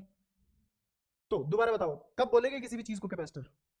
मान लो एनर्जी स्टोर करा ली लेकिन ये इक्वेशन फॉलो नहीं हो रही, will it be a capacitor? नहीं। और अगर ऐसा हुआ एनर्जी स्टोर नहीं हुई, will it still be a capacitor? हाँ। नहीं हुई लेकिन ये इक्वेशन फॉलो हो रही है, will it be a capacitor? हाँ। अब असली बात क्या है, सारी बातों को मिलाता हूं। अगर ये इक्वेशन फॉलो हो रही है, ऐसा हो ही नहीं सकता एनर्जी स्टोर ना हो, क्योंकि इलेक्ट्रिक फील्ड लाइन चलेगी भी की वजह से। अब आया समझ में? देखो लेट चला पर ठीक है, कोई नहीं, चल तो रहा है। तो ऐसा हो गया, डेल्टा वी से या तो क्यू डेवलप हो गया, क्यू से डेल्टा वी डेवलप हो गया, और दोनों ने मिलकर ये इक्वेशन फॉलो कर ली, hence we have made a capacitor accidentally. हाँ बता, अगर ये कैपेसिटर नहीं हो, कुछ भी हो कैपेसिटर नहीं है, हाँ, कुछ भी हो, हाँ कबाड़ हो, ठीक है। अब सुनो ध्यान से। अब उसने अगले दिन आके देखा, उसे मिला भाई यहाँ पे एनर्जी स्टोर होगी स्पेस में, ज्यादा हो गई। जब ये अकेला रखा था तो भी एनर्जी स्टोर कर रहा था, जब दो साथ साथ में रखे हुए हैं तो भी एनर्जी स्टोर कर रहे हैं, बट अब जो एनर्जी स्टोर कर रहे हैं वो एनर्जी पर यूनिट वॉल्यूम बहुत ज्यादा है अकेले के मुकाबले। तो मुझे जो कैपेसिटर बनाना चाहिए वो दो बॉडी से बनाना चाहिए, दो कंडक्टर से बनाना चाहिए, एक कंडक्टर से, दो कंडक्टर से। इसीलिए बोला जाता है एक से भले दो। ठीक है, तीन। तो फिर वो कैपेसिटर कॉम्प्लेक्स हो जाएगा। पहले दो का तो पढ़ना सीख ले, है ना। ऐसे तो ये बोलते हुए कि एक से भले दो, दो से भले तीन, तीन से भले चार, फिर आपस में डिस्प्यूट भी तो होती है। इंसान ने भी यही सोचा होगा एक से भले दो, दो से भले तीन, तीन से भले चार। लेकिन एक्सेस ऑफ एवरी क्वांटिटी या फिर excess of anything is poison. अब इतनी आबादी है, अब कुदरत के लिए सबसे बड़ा जहर कौन है? इंसान। एक्सेस हो गया ना, तो एक्सेस इज पॉइजन। कहीं से ड्रॉप ले ले, क्या करे। खैर तू नहीं समझा अभी, कोई नहीं, बढ़िया है, नहीं समझा, मेरे लिए अच्छा है। हाँ तो अब थोड़ा सा और दिमाग में सूझबूझ आई। हमने कहा ये न्यूट्रल थे, बट दो थे, तो एनर्जी ज्यादा स्टोर हुई। क्यों ना पहले से ही चार्ज दे के रखे इनको। तो मैंने इस पे कितना चार्ज दिया? Plus Q. मैंने इसको कितना चार्ज दिया? अब कैपेसिटेंस बढ़ी की घटी? और बढ़ी। कैपेसिटेंस और बढ़ी। तो ऐसा करते करते मुझे आइडिया लगा कि दो charge conductor, two charge conductor contributes to better energy store, contributes। कोई दिक्कत यहां तक? तो इस तरीके से कैपेसिटर में डेवलपमेंट होनी शुरू हुई। अब हमारे पास बहुत सारे टाइप के कैपेसिटर होते हैं, मेनली तीन टाइप के कैपेसिटर है वैसे तो। टाइप्स ऑफ कैपेसिटर, तीन टाइप के कैपेसिटर है। पहला स्फेरिकल कैपेसिटर, दूसरा पैरेलल प्लेट कैपेसिटर, तीसरा सिलेंड्रिकल कैपेसिटर। तुम्हारे सिलेबस में सबसे ज्यादा मेजर पोर्शन इसका है, और एनसीईआरटी में तो सिर्फ यही है। क्या इंपॉर्टेंट?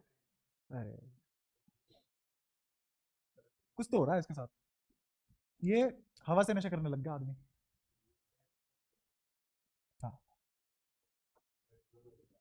अब समझो चीजों को समझो। सबसे ज्यादा हम ये पढ़ेंगे, इन दोनों के बारे में भी कुछ कुछ बता दूंगा। प्रैक्टिकली सबसे ज्यादा यूजफुल कौन से होते हैं? सिलेंड्रिकल। तुमने सर्किट देखे हैं जिसमें ऐसे बहुत सारे सिलेंडर होते हैं, छोटे छोटे, उसमें पन्नी चिपकी होती है, वो सब कैपेसिटर है। हाँ, ऐसे पानी के टैंक की तरह खड़े होते हैं सर्किट में, वो सारे कैपेसिटर होते हैं। सिलेंड्रिकल कैपेसिटर इसमें भी है, हर जगह है। हाँ, तो सबसे काम का कौन सा है प्रैक्टिकली? हम कौन सा पढ़ेंगे? क्या वजह हो सकती है कि हम पैरेलल ही पढ़ेंगे सबसे ज्यादा? हाँ, सबसे इजी यही है, इसीलिए हम यही पढ़ते हैं। ठीक है, तो अब एक एक को करके पढ़ेंगे। किसी भी चीज की कैपेसिटेंस निकालने का तरीका, तीन स्टेप है, वो फॉलो करो, किसी भी चीज की कैपेसिटेंस आ जाएगी। अच्छा, ये सारे के सारे, जैसे स्फेरिकल कैपेसिटर अगर मैंने बोला है, तो दो स्फेरिकल शेल होंगी, दो स्फेरिकल शेल होंगी, वो भी कैसी? कंसेंट्रिक। वो भी कैसी? नॉन यूनिफॉर्म में अब भी नहीं घुसना मैं, यहाँ पे नॉन यूनिफॉर्म इलेक्ट्रिक फील्ड के साथ डील नहीं कर रहे, हमें चीजें यूनिफॉर्म रखनी है तभी हम पढ़ पाएंगे। जैसे स्फेरिकल कैपेसिटर, उसमें भी कंडीशन क्या है? Concentric shell, concentric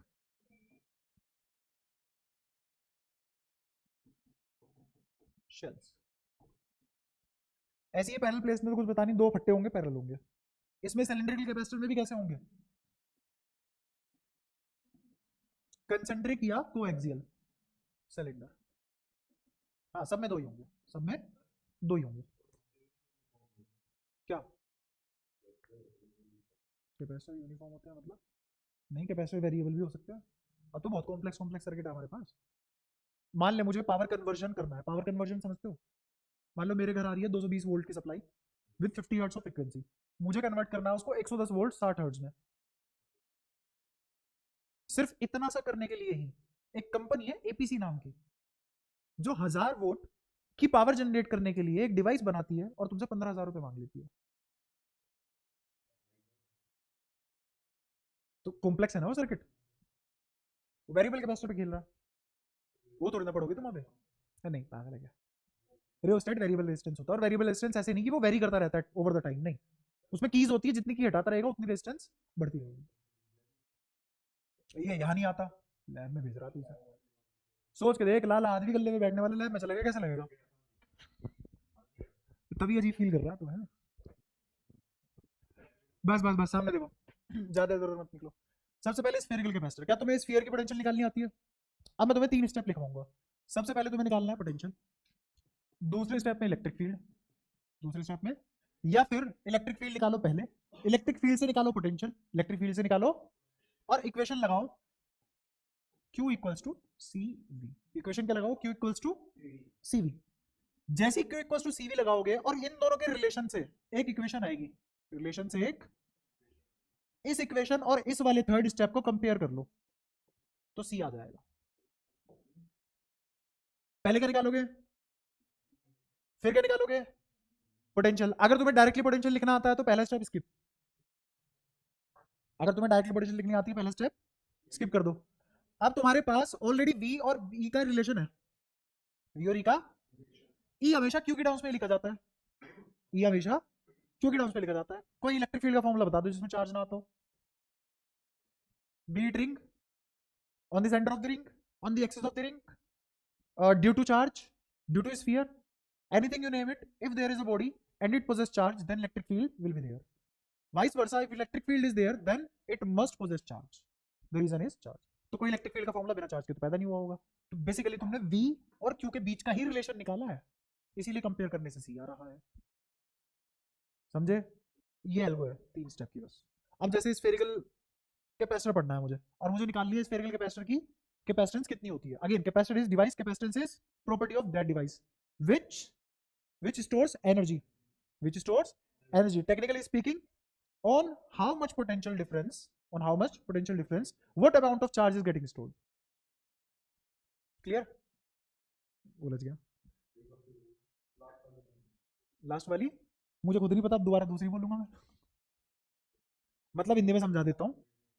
technically speaking मतलब कि कितनी पोटेंशियल पे कितना चार्ज स्टोर हो गया, वो प्रॉपर्टी को कैपेसिटेंस बोला गया, मटेरियल की उस प्रॉपर्टी को कैपेसिटेंस बोला गया। ठीक है? आओ, जैसे मैंने 2 कंसेंट्रिक शेल ली,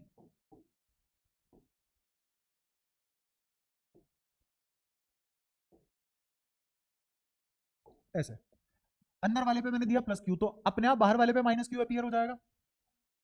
ठीक है? मान लो ये है R1, ये R2। क्या तुम्हें कंसेंट्रिक शेल की पोटेंशियल लिखनी आती है? बताओ, अगर मैं इसको नाम A दूं, इसको नाम B दूं, तो VA लिखवाओ, क्या लिखा जाएगा? इसकी वजह से क्या होगी?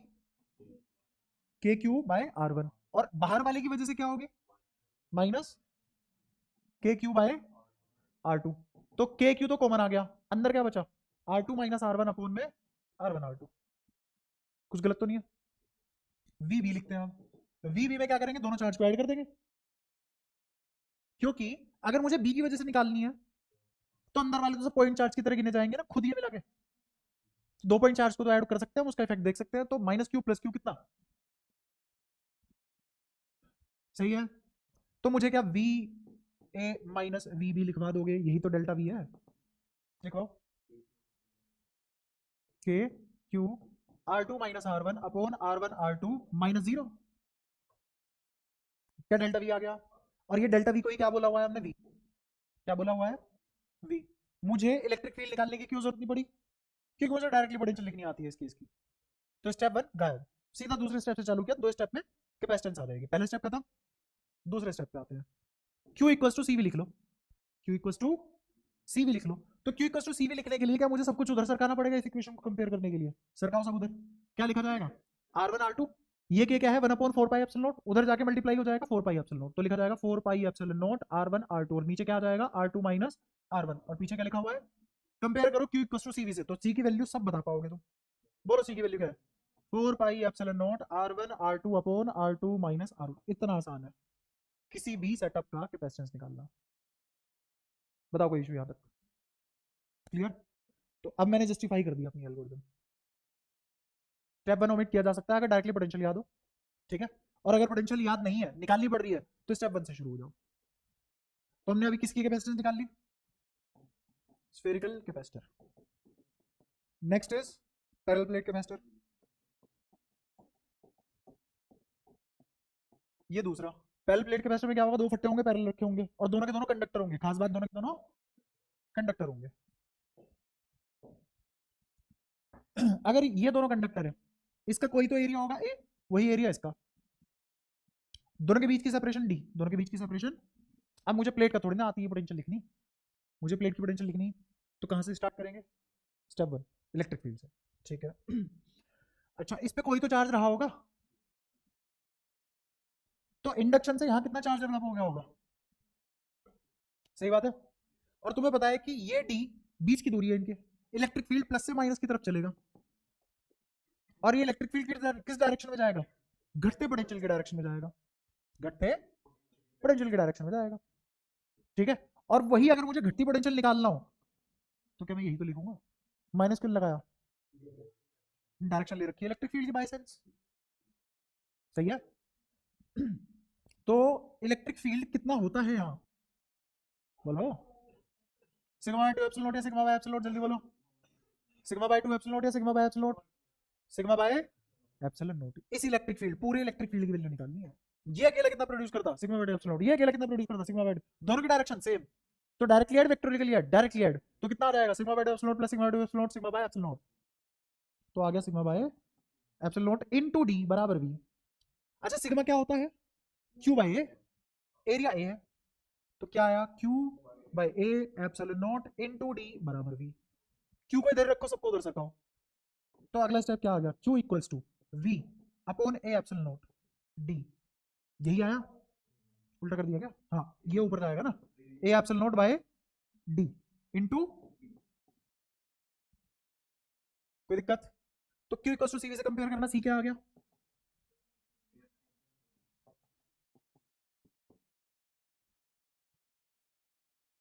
Capacitance is not a function of potential, capacitance is not a function of charge, function of geometry, और ज्योमेट्री में भी क्या क्या, किस पे, स्पेस, स्पेस बदलती है कैपेसिटेंस बदलेगी। अगर फट्टों का एरिया बदल दिया, फट्टे चौड़े नेड़े ले लिए, तो भी डी सेपरेशन, ज्योमेट्रिकल फैक्टर है बेसिकली ये भी, है ना। असलियत में बताऊं ना, इसको स्पेस ना बोल के मुझे इसको स्पेस बोलना चाहिए, दोनों के बीच में क्या स्पेस है वो कौन बता रहा है, डी दूरी, तो ये क्या है, ये मीडियम बता रहा है। अगर मीडियम बदला, अगर मीडियम बदला तो कैपेसिटेंस बदलेगी, एरिया बदला किसका, फट्टे का, बिल्कुल प्लेट का, जो पैरेलल प्लेट यूज कर रहे हैं उसमें से प्लेट का अगर एरिया बदला तो कैपेसिटेंस, और अगर डी बीच का स्पेस, दूरी नहीं स्पेस, डी फॉर्मूले के हिसाब से क्या है, separation between the two, linear distance है, बट इस लीनियर डिस्टेंस से पता क्या लग रहा है, वॉल्यूम, कैसे पता लग रहा है, समझाता हूं।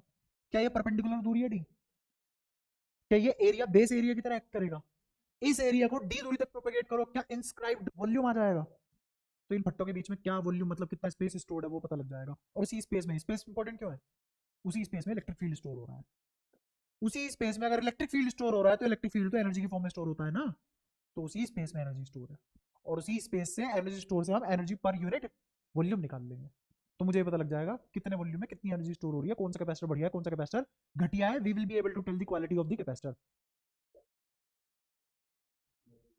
अब धीरे धीरे स्पीड बढ़ाऊंगा मैं रिलेट करने की, तो मैंने एक चीज बताई और उससे फटाफट 6-7 चीजें रिलेट कर ली, क्लियर है, तो तुम्हें वर्किंग समझ में आ रही है क्या क्या चल रहा है।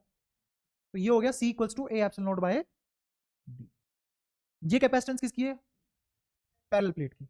अच्छा, 4 पाई epsilon not R1 R2 upon में R2 माइनस R1 किसकी कैपेसिटेंस है, स्फेरिकल, स्फेरिकल कैपेसिटर की कैपेसिटेंस उतनी है, और वो भी किस पे डिपेंड कर रहा है, R1 R2 क्या है ये सब।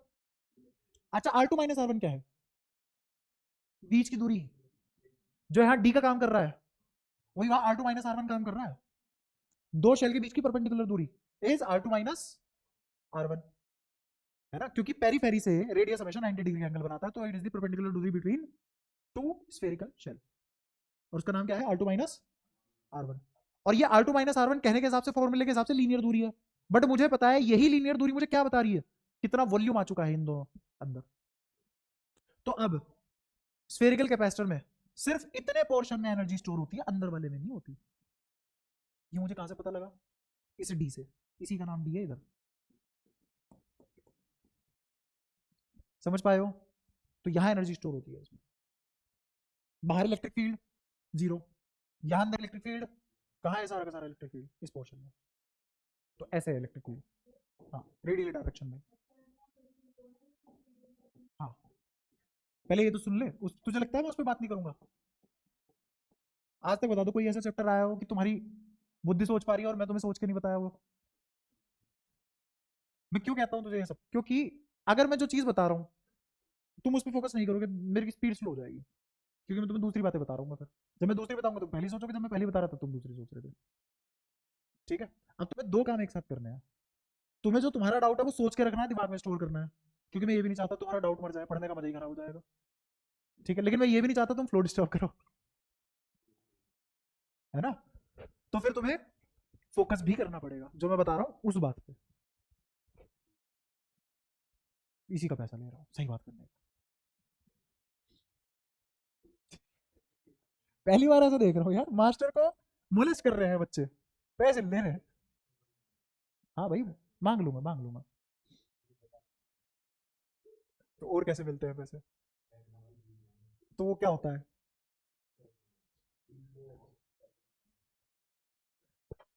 खैर, कर रहा हूँ प्रैक्टिस मांगने की, जिस दिन मांगना आ जाएगा मांग लूंगा। फिर तुम गायब हो जाओगे, है ना? चलो खैर ठीक है, वो सब बाद में देखेंगे, अभी तो यहाँ फोकस करो। तो हम यहाँ थे, सुन लो, अरे बस बस बस, ठीक है सारी बातें ठीक है। ये क्या है? स्पेस। स्पेस, ये क्या है? मीडियम। और मीटर स्क्वायर दिख रहा है R one R two, area. Projected area बोलते हैं इसे, क्या बोलते हैं? Projected area. देखो, पाई आर स्क्वायर दिखा, पाई प्रोजेक्टेड एरिया। क्लियर है? तो डिफरेंस तो है ही नहीं कुछ, डिपेंडेंसी का डिफरेंस नहीं है। क्या बता रहा? प्रोजेक्टेड एरिया, इन दोनों के बीच में कोई एरिया नहीं, नहीं कुछ भी नहीं है। प्रोजेक्टेड एरिया इसे बोलते हैं कि ये एक शेल है, यहां से एरिया चला, एरिया वेक्टर चला रेडियली आउटवर्ड हर डायरेक्शन में, और वो एरिया वेक्टर कहां जाके खत्म हो गया? बाहर वाली शेल पे। Projected area. अभी उसमें भी ध्यान दो, बस तुम्हें ये देखो, ये फील तो आ रही है ना, पाई आर स्क्वायर जैसे कुछ लिखा हुआ है, तो मतलब एरिया की बात हो रही है। इसका मतलब ये किस पे डिपेंड कर रहा है? एरिया पे। किस पे डिपेंड कर रहा है? एरिया। और दूसरा किस पे डिपेंड कर रहा है? मीडियम। अब तीसरा किस पे डिपेंड कर रहा है? स्पेस। अब इसमें ये भी समझो, स्पेस के इनवर्सली प्रोपोर्शनल है। एक प्लेट यहाँ रख दी, दूसरी प्लेट बड़ोत में ले जाकर रख दी, क्या फायदा? कि भाई स्टोर कराएंगे बिजली, है ना? हम यहाँ बैठेंगे, वहां मौसी को आवाज लाएंगे, मौसी सीधी कर दो, ऐसा नहीं हो, क्योंकि तुमने स्पेस मतलब वॉल्यूम बहुत ज्यादा बढ़ा दिया। सही है? तो किसके इनवर्सली प्रोपोर्शनल है? या तो सेपरेशन बिटवीन द टू बोल लो, और अगर मेरी तरह सोचना चाहते हो तो स्पेस बिटवीन द टू बोल लो। बट स्पेस का मतलब यहाँ ये वी मत लिख देना, बहुत मारूंगा।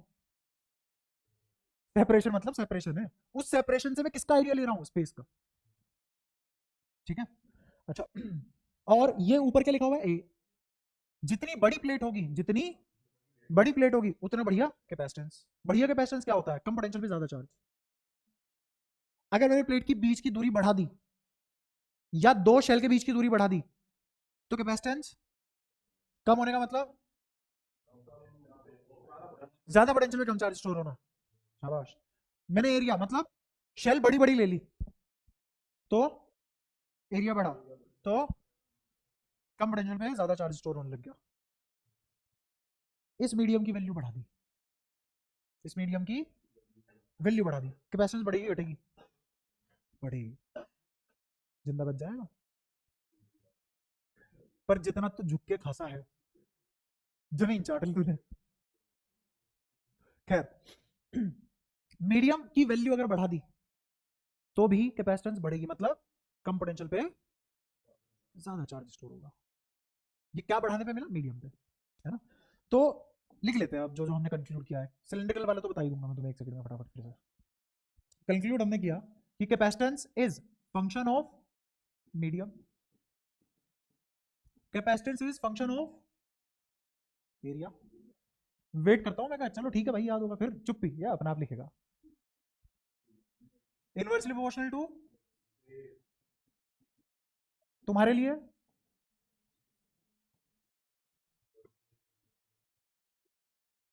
बस लिख दिया, समझ लेगा ना अब, वो इंपॉर्टेंट है ना? वो तो तुम घर पे जाके अपने हिसाब से अपने नोट बनाओ, तुम्हारा हाथ तुम्हारी बुद्धि कौन रोक रहा है? कि भाई क्रिंज बातों में नहीं रुकता भाई, फैक्ट मारता है। हम्म। तो ये तीनों अगर तुम्हें बातें समझ में आ चुकी हैं अच्छे से, तो थोड़ा सा प्रैक्टिकल एनालिसिस करते हैं। चल क्या रहा है, एरिया ज्यादा बड़ा कर नहीं सकते, ऐसे थोड़ी ना कैपेसिटर बना रहे हैं और एक प्लेट इस दीवार जितनी, एक प्लेट इस दीवार जितनी, कर लो पंखे में फिट। मुझे एरिया बहुत छोटा चाहिए होता है। कैमरा फोन का फ्लैश मारता है, तो बैटरी की वजह से आता होगा फ्लैश, किसकी वजह से आता होगा? ऐसा नहीं लगा किसी ने बाल्टी भर के एनर्जी रखी हुई थी और एक साथ फेंक दी सारी, बैटरी थोड़ी ना कर पाती है। तुम फोन को कितना भी एग्रेसिवली यूज कर लो, बैटरी तो धीरे धीरे खत्म होगी ना। ऐसा थोड़ी ना है कि तुमने फोन यूज किया और 100% थी बैटरी, अगली सेकंड जीरो, क्योंकि बैटरी ने सारी एनर्जी एक साथ दे दी। बैटरी ऐसा नहीं कर सकती। कौन कर पाएगा ऐसा?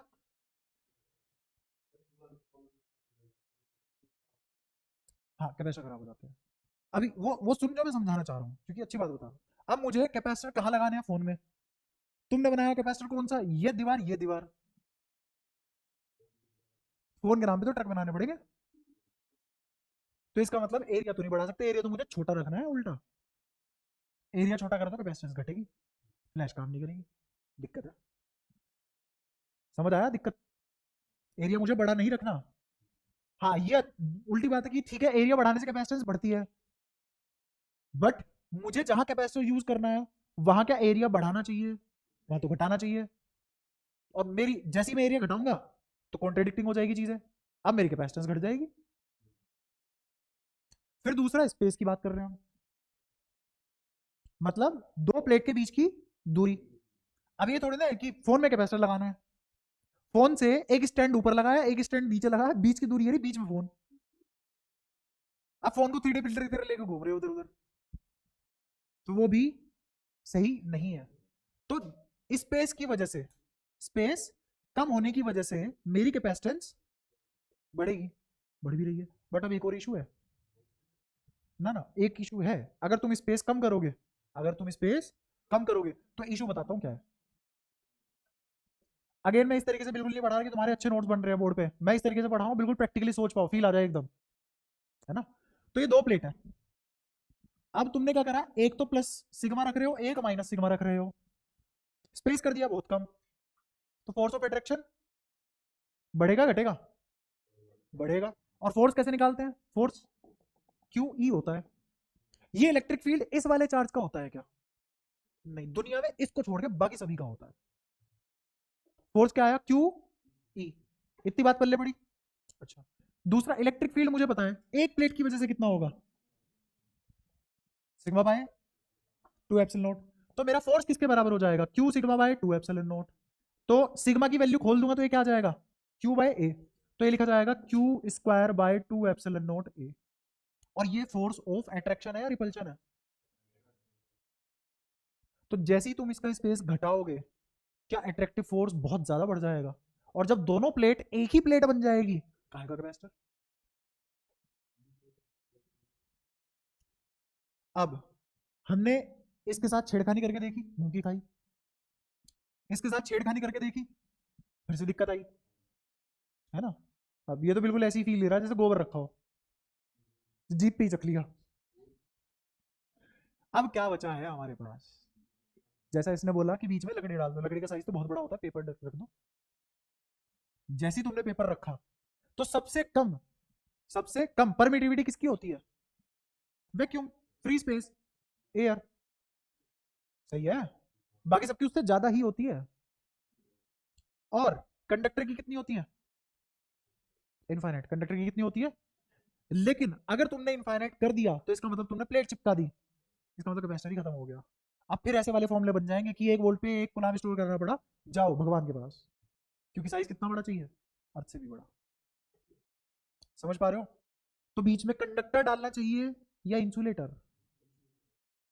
और हमें भी पता है कि इंसुलेटर का जो रिलेटिव मीडियम लिखते हैं वही डाइलेक्ट्रिक होता है, और मैंने कहा था कैपेसिटर में काम आएगा।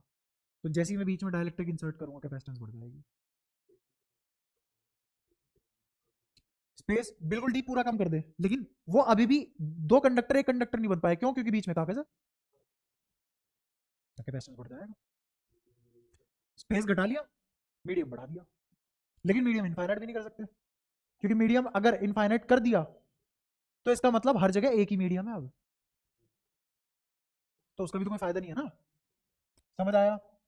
तो हम क्या करेंगे, बीच में डाई इलेक्ट्रिक डाल देंगे। तो अब समझ में आया, इन दोनों को छेड़ने की बजाय मैं इसको छेड़ना पसंद करूंगा, और इसलिए डाइलेक्ट्रिक बहुत ज्यादा इंपॉर्टेंट है, क्योंकि कैपेसिटेंस सिर्फ एक चीज की वजह से बढ़ा पा रहे हैं हम दुनिया में, डाइलेक्ट्रिक। इसीलिए मैंने तुम्हें ये सब पढ़ाया था, याद है? ई नोट बाय ई आर या ई नोट बाय के, नेट इलेक्ट्रिक फील्ड बिकम्स ई नोट बाय के इन अ मीडियम। और मुझे इलेक्ट्रिक फील्ड की जरूरत पड़ेगी, क्योंकि बिना इलेक्ट्रिक फील्ड के तो नहीं निकाल पाऊंगा मैं पोटेंशियल, और बिना पोटेंशियल के कैपेसिटेंस नहीं निकाल पाऊंगा। हो रहा है पूरा चैप्टर रिलेट जितना अब तक सब पढ़ा है, क्लियर हुआ? तो ऐसे करके डाइलेक्ट्रिक, डाइलेक्ट्रिक क्या हो सकता है? Dielectric can be anything, wax, oil, paper, etcetera. Basically क्या होगा? इंसुलेटर। क्या होगा? क्योंकि इंसुलेटर का डाइलेक्ट्रिक एक से तो बड़ा होगा, बट इन्फिनिटी से छोटा होगा। इन सब का इंसुलेटर का डाइलेक्ट्रिक कहां से कहां लाई करता है? 1 से इन्फिनिटी। लेकिन इन्फिनिटी हो सकता है क्या? नहीं। 1 हो सकता है क्या? नहीं। 1 किसके लिए रिजर्व्ड है? Vacuum, free space. इन्फिनिटी किसके लिए रिजर्व्ड है? कंडक्टर। और बाकी बीच में जो सब बचा है वो किसके लिए है? इंसुलेटर। क्या ये भली बात ही समझाया था मैंने? तो इसीलिए यहाँ पे डाइलेक्ट्रिक डाल देंगे। अच्छा, अब डाइलेक्ट्रिक डालने का मतलब क्या हुआ समझो। ये फॉर्मूला कैसे बदलेगा? क्या अब इसकी कैपेसिटेंस सी डैश हो जाएगी क्योंकि मैं मीडियम बदल दिया? क्या मैंने एरिया बदला, डी बदला, कैपेसिटेंस बढ़ जाएगी? हाँ। क्या करने से? मीडियम बदलने से। मीडियम बदलने या मीडियम बढ़ाने से? मीडियम बढ़ता है या मीडियम की वैल्यू बढ़ेगी? हाँ, मीडियम नहीं बढ़ता, मीडियम बदलने से मीडियम की वैल्यू बढ़ जाती है। ठीक है, तो अब क्या लिखा जाएगा? ए, इस एप्सिलॉन नॉट की बजाय क्या लिखूंगा मैं? Epsilon medium, epsilon medium into D. और मुझे बताया ये एप्सिलॉन मीडियम तो एप्सिलॉन नॉट एप्सिलॉन आर होता है, और इसी एप्सिलॉन आर को हम के नाम से चिल्ला चिल्ला के बोल रहे थे। तो क्या एप्सिलॉन एम एप्सिलॉन नॉट के होता है? कोई मुश्किल चीज नहीं कर रहे हम। तो सी डैश कौन बराबर, इसकी वैल्यू रख दो, तो क्या लिखा जाएगा? के एप्सिलॉन नॉट बाय डी। ऐसे लिखो इसको, A epsilon naught by D, तो एज इट इज आ गया, के आ गया, के तो पुराने वाली कैपेसिटेंस है, तो इसका मतलब सी डैश किसके बराबर आ गया? के सी। इसका मतलब कैपेसिटेंस कितने टाइम्स बढ़ गई? के टाइम्स। कितना इजी हो गया। जैसे मुझे पेपर का डाइलेक्ट्रिक पता है, डाइलेक्ट्रिक पता होने का इसका रिलेटिव मीडियम पता है। क्या पता है इसका? रिलेटिव मीडियम पता है इसका पेपर का, तो मुझे तुरंत पता लग जाएगा कि पेपर डालती मेरी कैपेसिटेंस कितने टाइम्स बढ़ गई? क्या सेम काम यहां भी किया जा सकता था? यहाँ एक स्फेरिकल शेल डाल दो पेपर की, क्या यहाँ पे भी कैपेसिटेंस एप्सिलॉन की बजाय क्या लिखोगे? Epsilon M. एप्सिलॉन एम किसके बराबर होगा? एप्सिलॉन नॉट के। तो बाकी पूरा सी बच जाएगा, आगे क्या लिखा जाएगा? के, तो के टाइम्स बढ़ जाएगी। तो डाइलेक्ट्रिक डालने से, डाइलेक्ट्रिक इंसर्ट करने से इससे कितने टाइम्स बढ़ जाती है? के टाइम्स इंक्रीज। ये है कैपेसिटर का खेल। तो सबसे इंपॉर्टेंट फैक्टर हमारे लिए क्या निकल के आया प्रैक्टिकली? मीडियम। ना एरिया ना स्पेस, सबसे ज्यादा काम की चीज निकली एरिया। जो सबसे कम समझ में आता है उस पर डिपेंड कर रहा है। मीडियम ही तो समझ नहीं आता। परमिटिविटी वर्ड था एक, 2 लेक्चर लिए तुमने सिर्फ उस वर्ड को समझने के लिए। वो फैक्टर जिससे फोर्स घट जाता है, प्रूफ है हमारे पास, ऐसी भी क्या जल्दी। अच्छा ये सारी बातें समझ में आ गई तुम्हें? ये था दूसरे टाइप का पैरेलल प्लेट कैपेसिटर। तीसरे टाइप की कैपेसिटेंस क्या होगी? कैपेसिटर क्या होगा? सिलिंड्रिकल।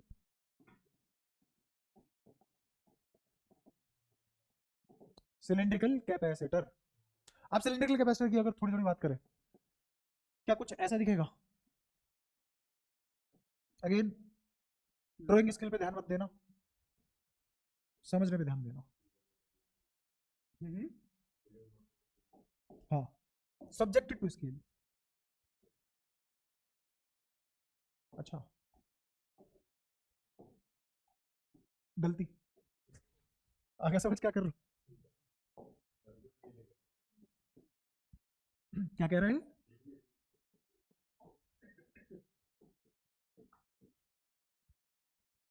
ठीक है, ये क्या बना? कोएक्सियल सिलेंडर बन गए दो। अब ये क्या एनर्जी स्टोर करेंगे, या कितनी कैपेसिटेंस होगी इसकी, इस सेटअप की क्या कैपेसिटेंस होगी वो निकालेंगे। ठीक है, तो निकालने के लिए सबसे पहले मुझे क्या पता होना चाहिए? क्या मुझे यहाँ डायरेक्टली पोटेंशियल का फॉर्मूला पता है? 2k lambda ln b by a, अगर याद हो तुम्हें, ये डेल्टा v हुआ करता था। ये क्या है? पोटेंशियल। डेल्टा v मतलब इस पॉइंट और इस पॉइंट के बीच की पोटेंशियल क्या है? प्रूव भी करवाया था, सब कुछ हुआ था ये। याद नहीं आ रहा? हाँ, लोग बेसी। जब मेरे पास चॉइस है तो मैं तो बेसिक वाला लोग लूंगा ना। पूरी फिजिक्स में सिर्फ एक ही जगह है जहां लोग बेस 10 मैंडेटरी होता है, वो है एम्पलीट्यूड साउंड चैप्टर में। बाकी पूरी फिजिक्स में अपनी मर्जी से एलन मान सकता हूँ किसी भी लोग को, क्योंकि बेस में मेरी चॉइस होती है। क्योंकि जब मेरे पास ऑप्शन है तो मैं तो इजीएस्ट थिंग ऑप्ट करूंगा ना। अगर मेरे पास ऑप्शन है कि घर बैठे बैठे सब कुछ मिल जाए तो मैं काम क्यों करूंगा? एंट्रोपी बचाऊंगा ना। हाँ दिखा, मैं ही ढूंढ के दूंगा। और जो मैंने दिखा दिया निकाल के पीडीएफ, तो तूने पूरे नहीं करे, तेरी गलती है ना उसमें। अब देख रहे हो बात कहाँ आ चुकी है? तुम्हारे दिमाग से इतना निकल चुका है कि तुम्हें यकीन ही नहीं हो रहा है, कर भी रखा हमने। ये क्या है भाई?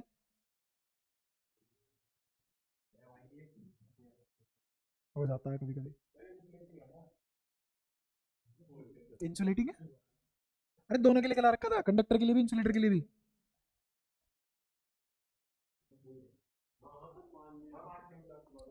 और नहीं गिना था तो कुछ नहीं करना, तुम्हें क्या लिखना है? 2k lambda by are. ये क्या है? इलेक्ट्रिक, ये तो याद होगा। ये क्या है? Electric field at point A. अगर मैं R1 लिखूं, इसको R1 लिखूं, तो इस पॉइंट पे इलेक्ट्रिक फील्ड क्या होगा वो निकाल लिया। अब इस इलेक्ट्रिक फील्ड को इंटीग्रेट कर दूं ओवर डीएल, क्या निकल के आएगा? Integrate it over DL. DL मतलब ये डीआर बोल लो भाई, ठीक है, लो ऐसे कर लो, डीआर आगे आ गया। तो क्या लिखा जाएगा? डीआर लिख दूं, यहाँ लगा दूं इंटीग्रेशन। माइनस का मुझे पता ही है, इधर आ रहा हूं घटती पोटेंशियल के डायरेक्शन में। सही है। ग्राफ भी बनाए थे इसके। अब मेरे को बताओ, क्या ये ऐसे नहीं लिखा हुआ कि dx अपॉन एक्स और बाहर 2k लैम्डा तो सब कांस्टेंट है, तो क्या ln x नहीं आएगा? ये करते रहेंगे तो यार पढ़ेंगे कब यार भाई हम? कैसे करेंगे? अब समझ आ गया फॉर्मूला कहाँ से आया? क्लियर? बढ़ जाऊंगा आगे? चलो मेहरबानी तुम्हारी। अच्छा अब मुझे यहाँ पे डेल्टा वी लिखना है। डेल्टा वी को मैं यहाँ वी लिखता हूँ, v2 माइनस वी वन को वी लिखते हैं। तो v किसके बराबर लिखा जाएगा? k लिखा जाएगा 2k lambda ln r2 by r1। इस लैम्डा को क्या q बाय l लिख सकते हैं?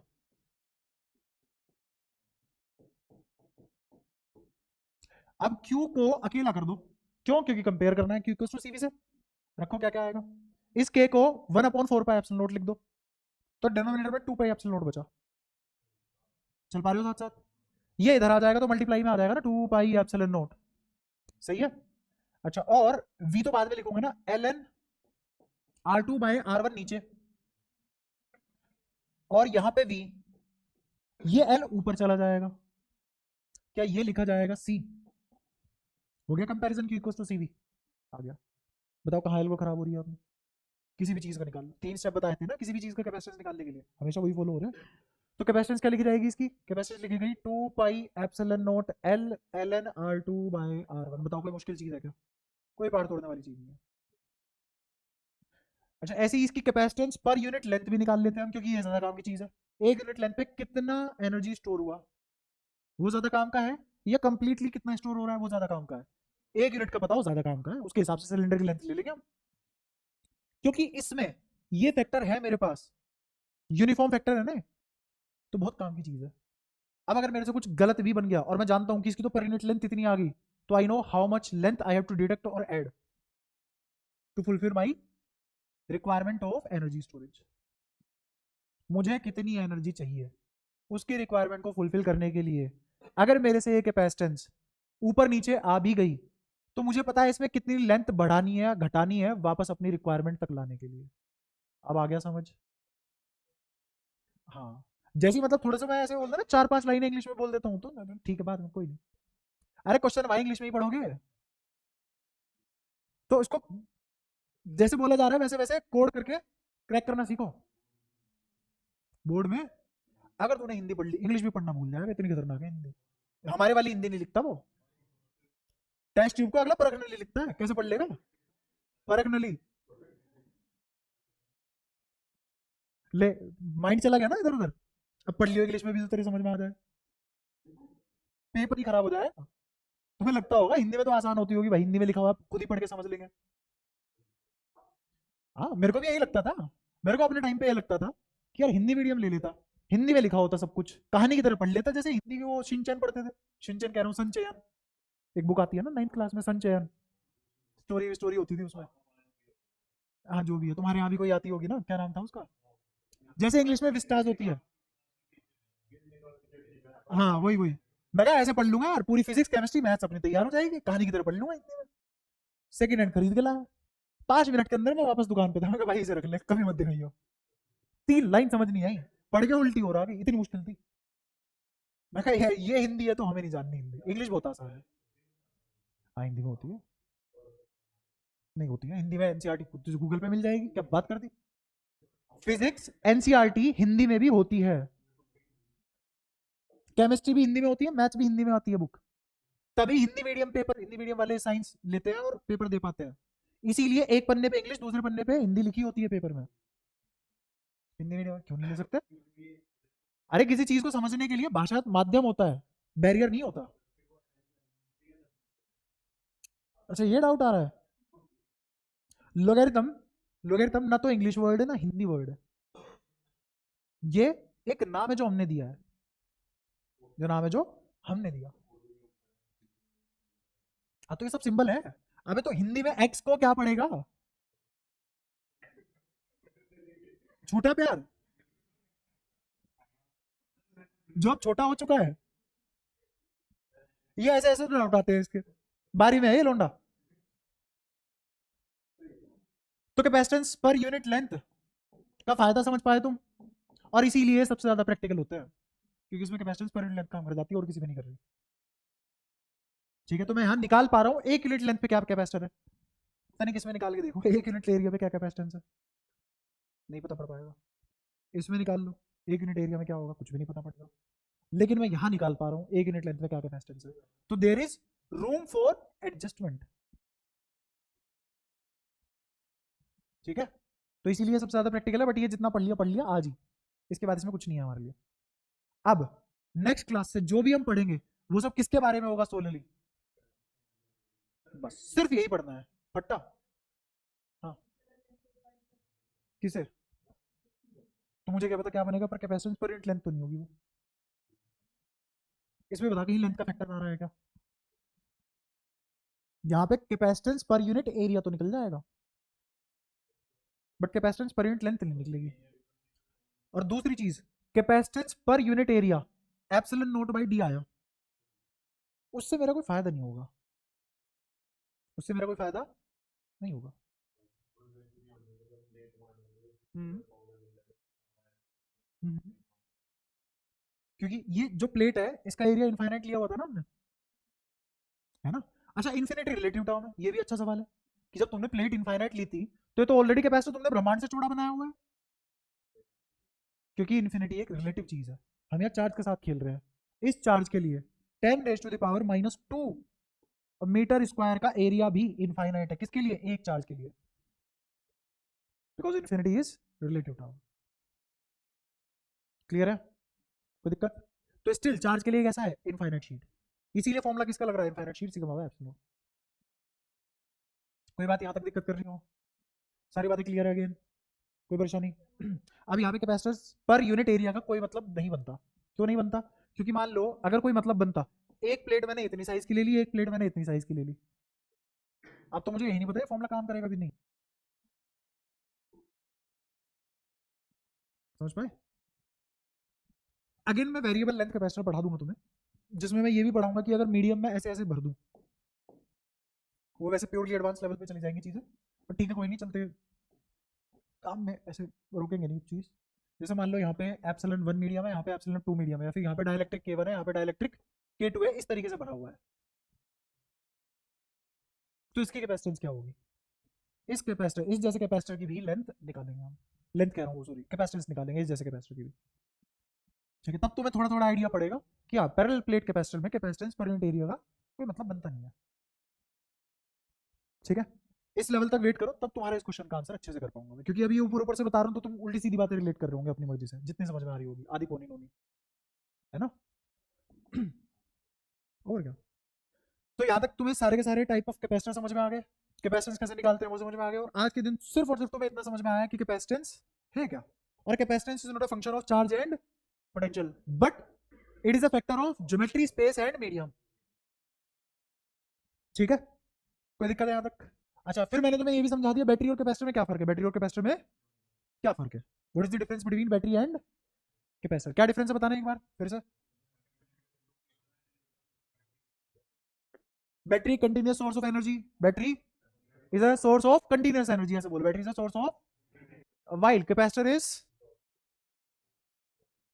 is the storage of energy, capacitor is the storage of energy। ठीक है, बैटरी का क्या काम होता है, बैटरी का काम ये होता है जो चार्ज ने एनर्जी लूज कर दी, जो चार्ज ने एनर्जी लूज कर दी उसको एनर्जी वापस दे दे, ताकि वो फिर से चक्कर लगा सके, फिर से उसका लूपिंग पूरी हो जाए, इंपल्सिव लूपिंग फिर से पूरी हो जाए। अच्छा, वहीं पे ही कैपेसिटर कैसे करता है काम, पहले वो वेट करेगा भरने का पूरे, और जब पूरा भर जाएगा तो एकदम खाली होगा, भरने में टाइम ले सकता है, खाली होने में टाइम, बाल्टी भरने में टाइम ले रही थी, उल्टा कर दो बाल्टी को, खाली होने में टाइम मिलेगी,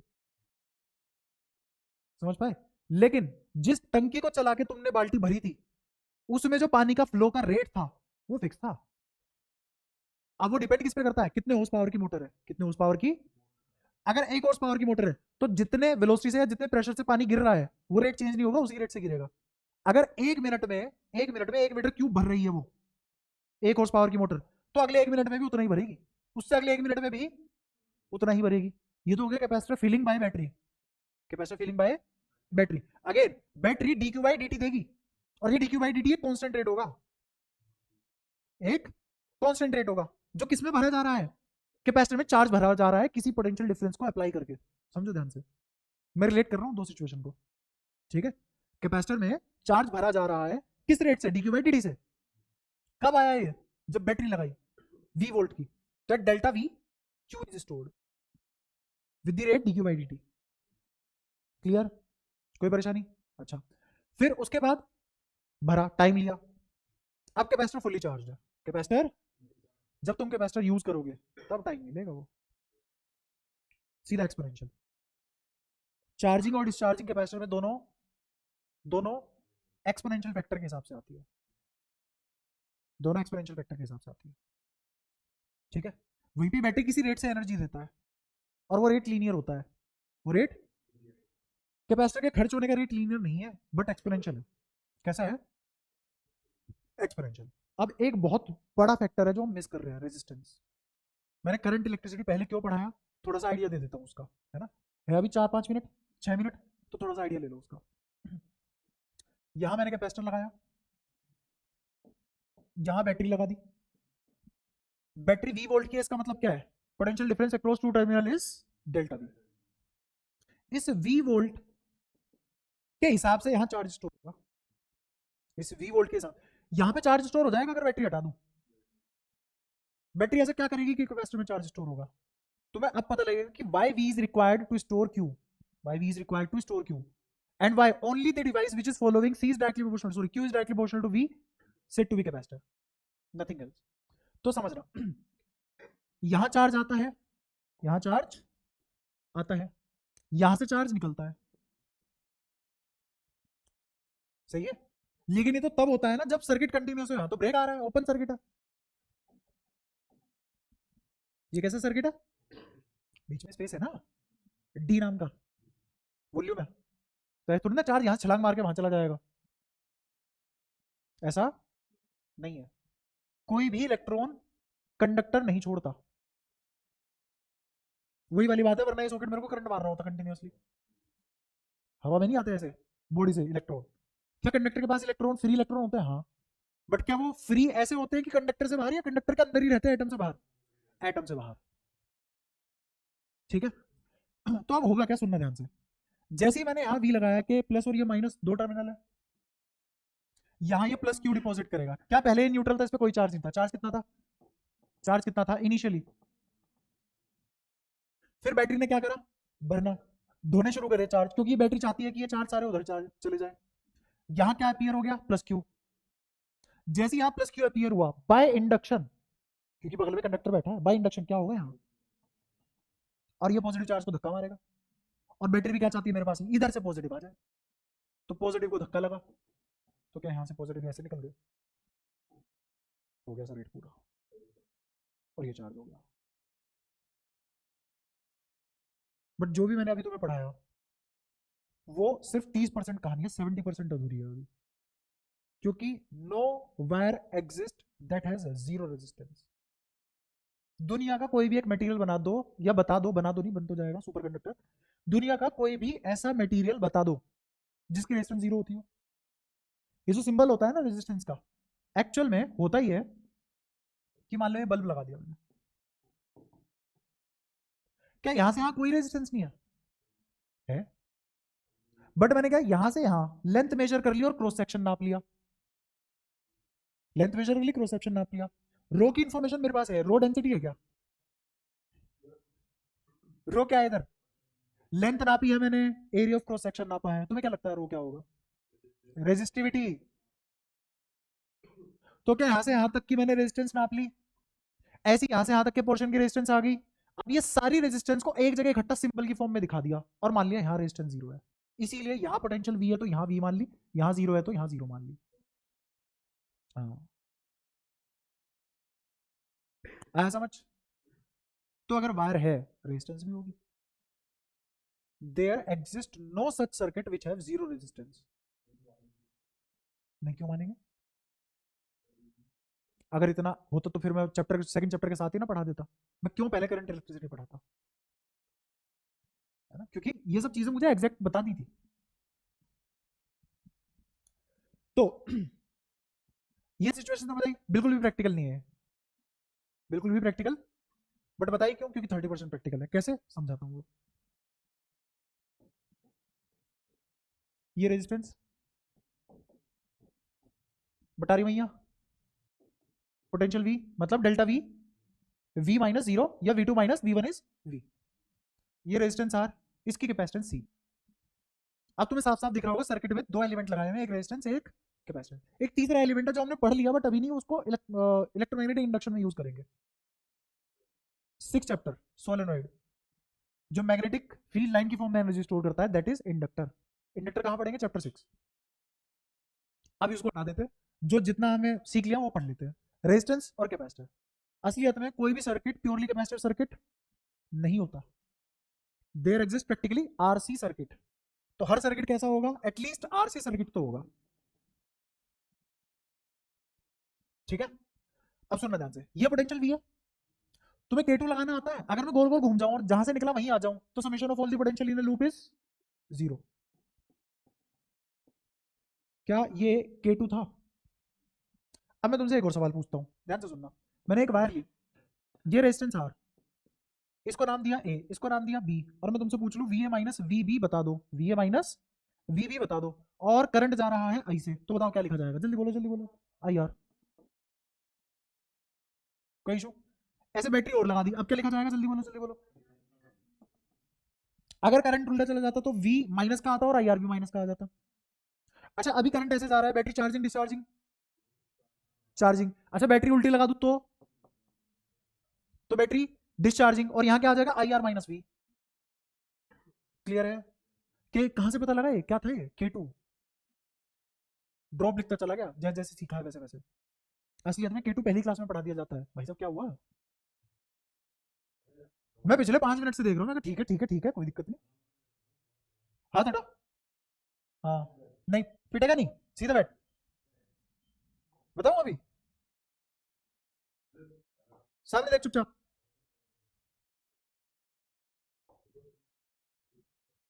एक ना तुम अपनी बात जस्टिफाई करनी बंद कर दो, एक बारी में समझ लिया करो जो कह रहा हूं।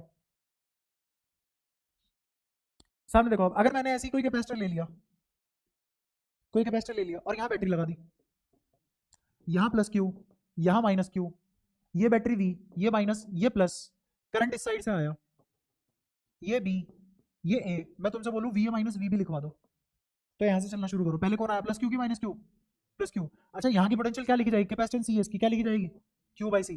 प्लस का या माइनस का, प्लस का। यहाँ क्या लिखा जाएगा, प्लस का वी, के टू ही तो है ये भी। आया समझ। अच्छा अगर बैटरी पलट के लगा देता तो यहाँ क्या आ जाता।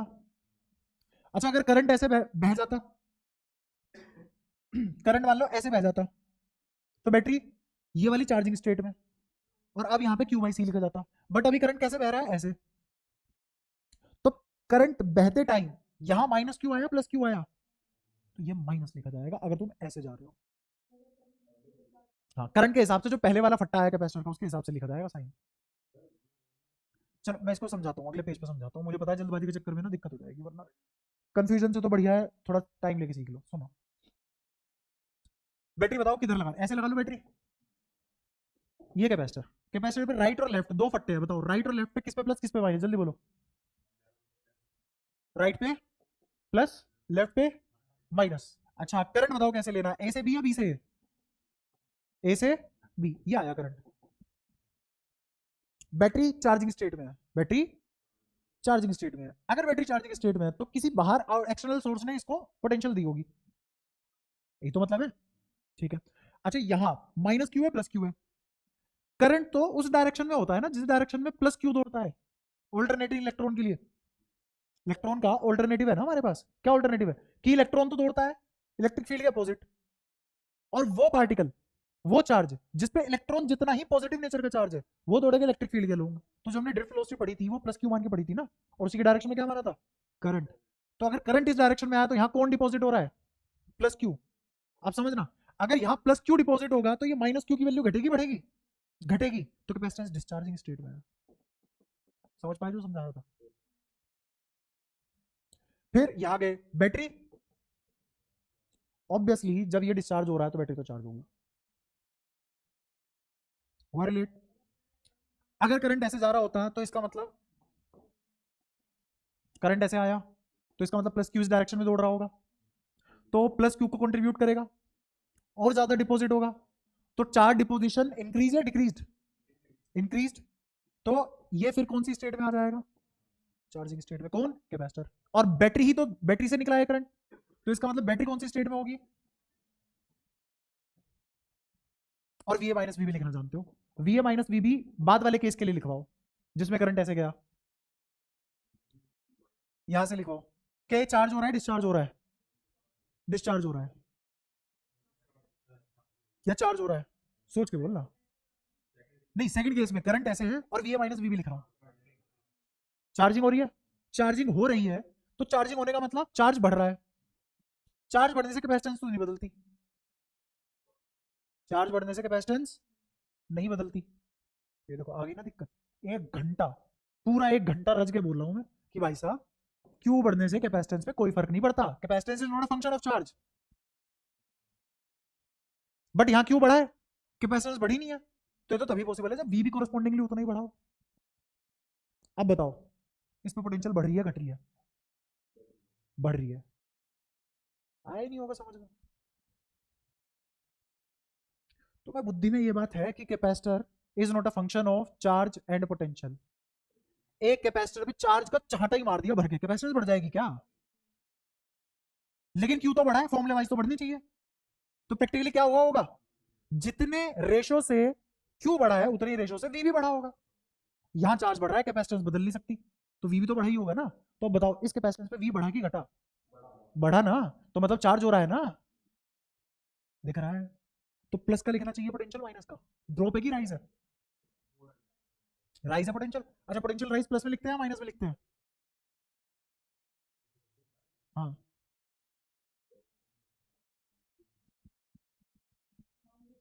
माइनस में लिखते हैं।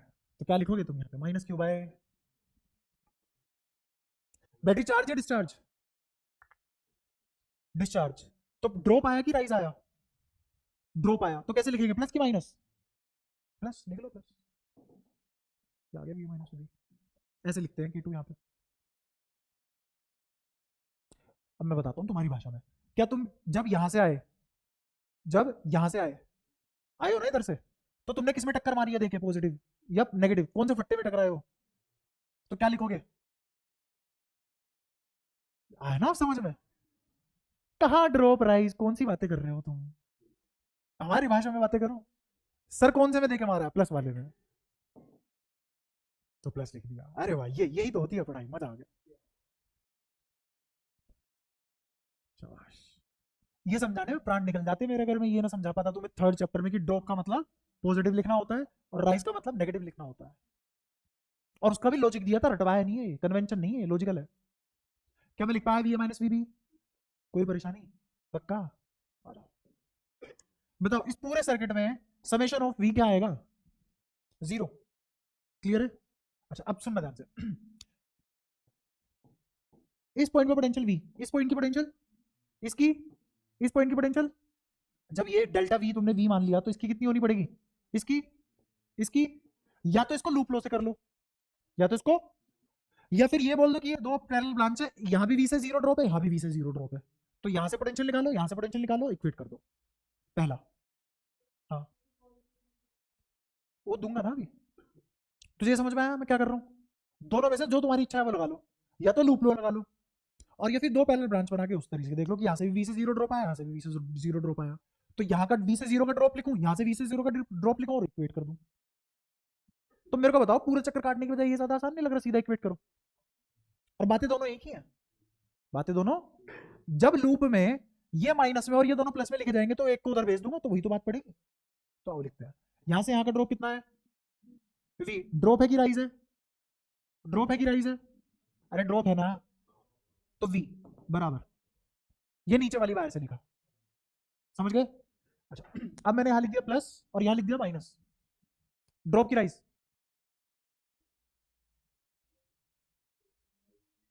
जल्दी बोलो।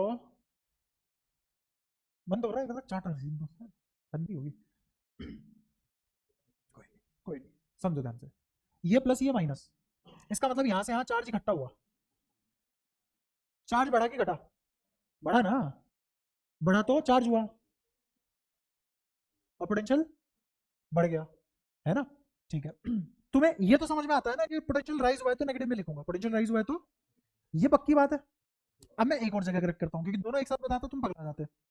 अब थोड़ा सा और करेक्ट करो इस वर्जन को, इस वाले को, क्या ये बनाया था ना, हाँ यहाँ, यहाँ मैंने क्या बोला कि अगर करंट मेरा ऐसे आया, मतलब चार्ज ऐसे आया, चार्ज का रेट ऐसे आया, वैसे अभी चार्ज का दौड़ना और चार्ज का टाइम के साथ दौड़ना दो अलग अलग बातें हैं, वो बाद में फिर से खोलूंगा पत्ते उसके, क्योंकि एक साथ सब कुछ नहीं पढ़ा सकता, क्योंकि एक टाइम पे एक चीज पढ़ाता हूँ वही तुम आधा घंटा ले जाते हो।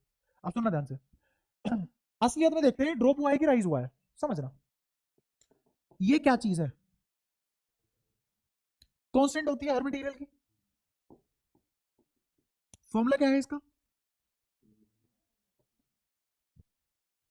क्यों बढ़ा? तो ये कांस्टेंट है, वी को इसलिए बोला हमने राइज, इसलिए बोला हमने राइज हुआ, सही बात है। ऐसे सोचो यहाँ पे भी, अब तुम्हें कभी कंफ्यूजन नहीं होगी। यहां से यहां आया तो चार्ज डिपॉजिट हुआ, सी तो वही रहेगा, पर चार्ज बढ़ा दिया तो कौन भी बढ़ा होगा? वी भी बढ़ा होगा। तो पहले के मुकाबले इसकी वी बढ़ी घटी? बढ़ गई। वी बढ़ गई तो, वी बढ़ गई तो राइज, राइज मतलब, समझ आ रहा है? कोई दिक्कत?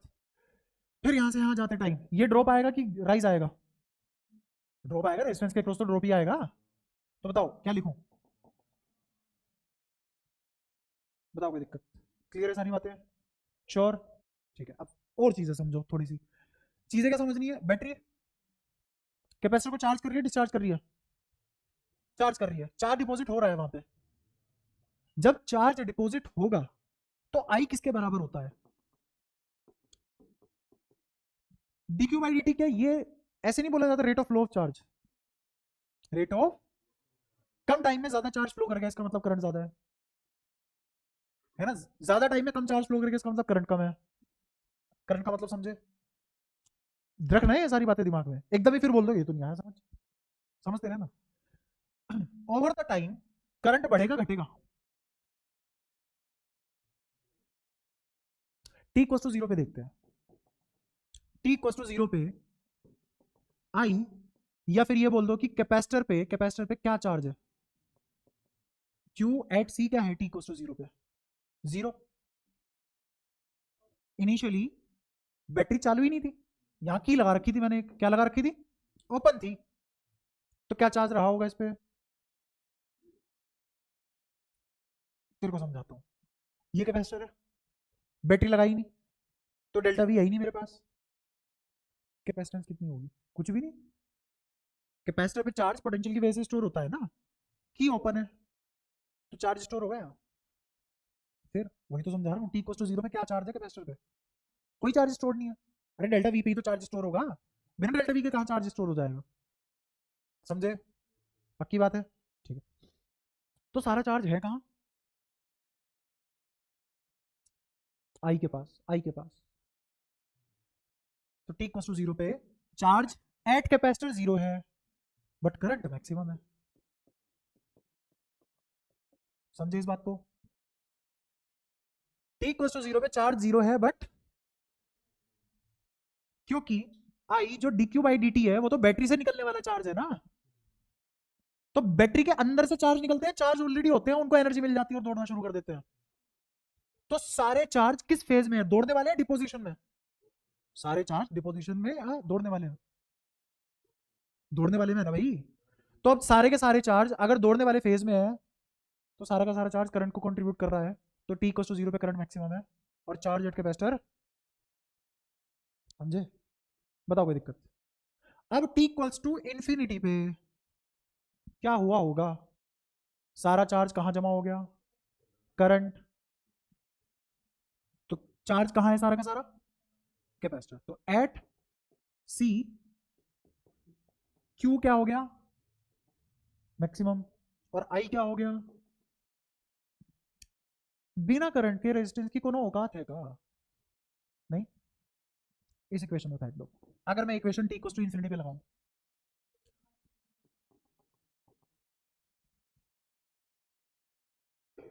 ये क्या बता रहा है, v equals to minus Q by C, minus मतलब बैटरी की पोटेंशियल खा रहा है कैपेसिटर, समझ आया, रेजिस्टेंस का कोई रोल नहीं है, इस स्टेट को बोलते हैं स्टेडी स्टेट, क्या बोलते हैं,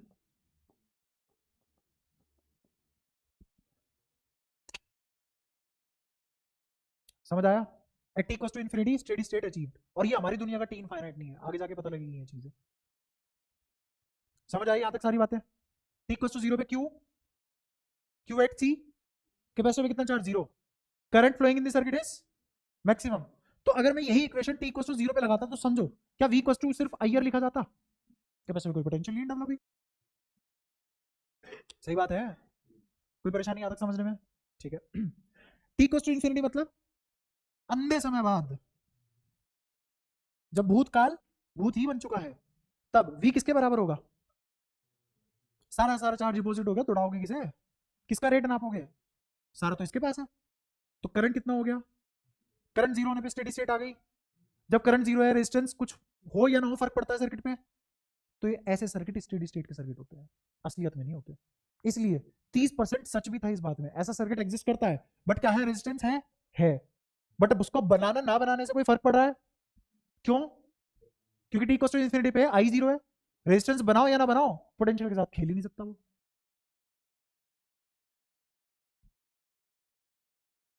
दिक्कत ये है जितना प्रैक्टिकली तुम पढ़ रहे हो, जितना फील के साथ तुम पढ़ रहे हो, तुम्हें शायद पसंद नहीं है उस तरीके से पढ़ना, वरना बहुत रेयर है चीज, ऐसे मुश्किल ही पढ़ पाओगे तुम, किताब से भी नहीं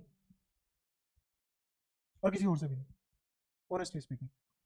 तो ये सारी बातें समझ में आई हैं, क्या ये सर्किट नकली है, नहीं, क्या इसमें रेजिस्टेंस है, हाँ, तो बनाई नहीं गलती कर दी, नहीं, क्यों, क्योंकि T equals to infinity steady state का सर्किट है, बट अगर टी इक्वल्स टू 0 पे सर्किट बनाओ तो, बट रिलेटिविटी भी है, किसी का टी इक्वल्स टू इंफिनिटी दूसरे वाले का टी इक्वल्स टू 0 हो सकता है, समझे, तो अब सारी बातें क्लियर है, आज की क्लास में इतना ही, अगली क्लास से फिर आगे की बात करेंगे, मतलब वही कैपेसिटर है थोड़ा सा, अभी 2 क्लास ले जाएगा तुम्हारी ये चैप्टर, जैसे तुम चल रहे हो जिस हिसाब से, कौन तो है, कौन कौन कौन, हाँ नहीं ऐसी आवाज गलती से ही निकलती है, क्योंकि तेरे पास लड़ाई में ऐसी आवाज आई है, समस्या है देखिए तो, तेरे लिए लगे रहते हैं वो दीवार पे बड़े बड़े गुप्त रोगी मिले। फ्राइडे को सबकी छुट्टी है क्या?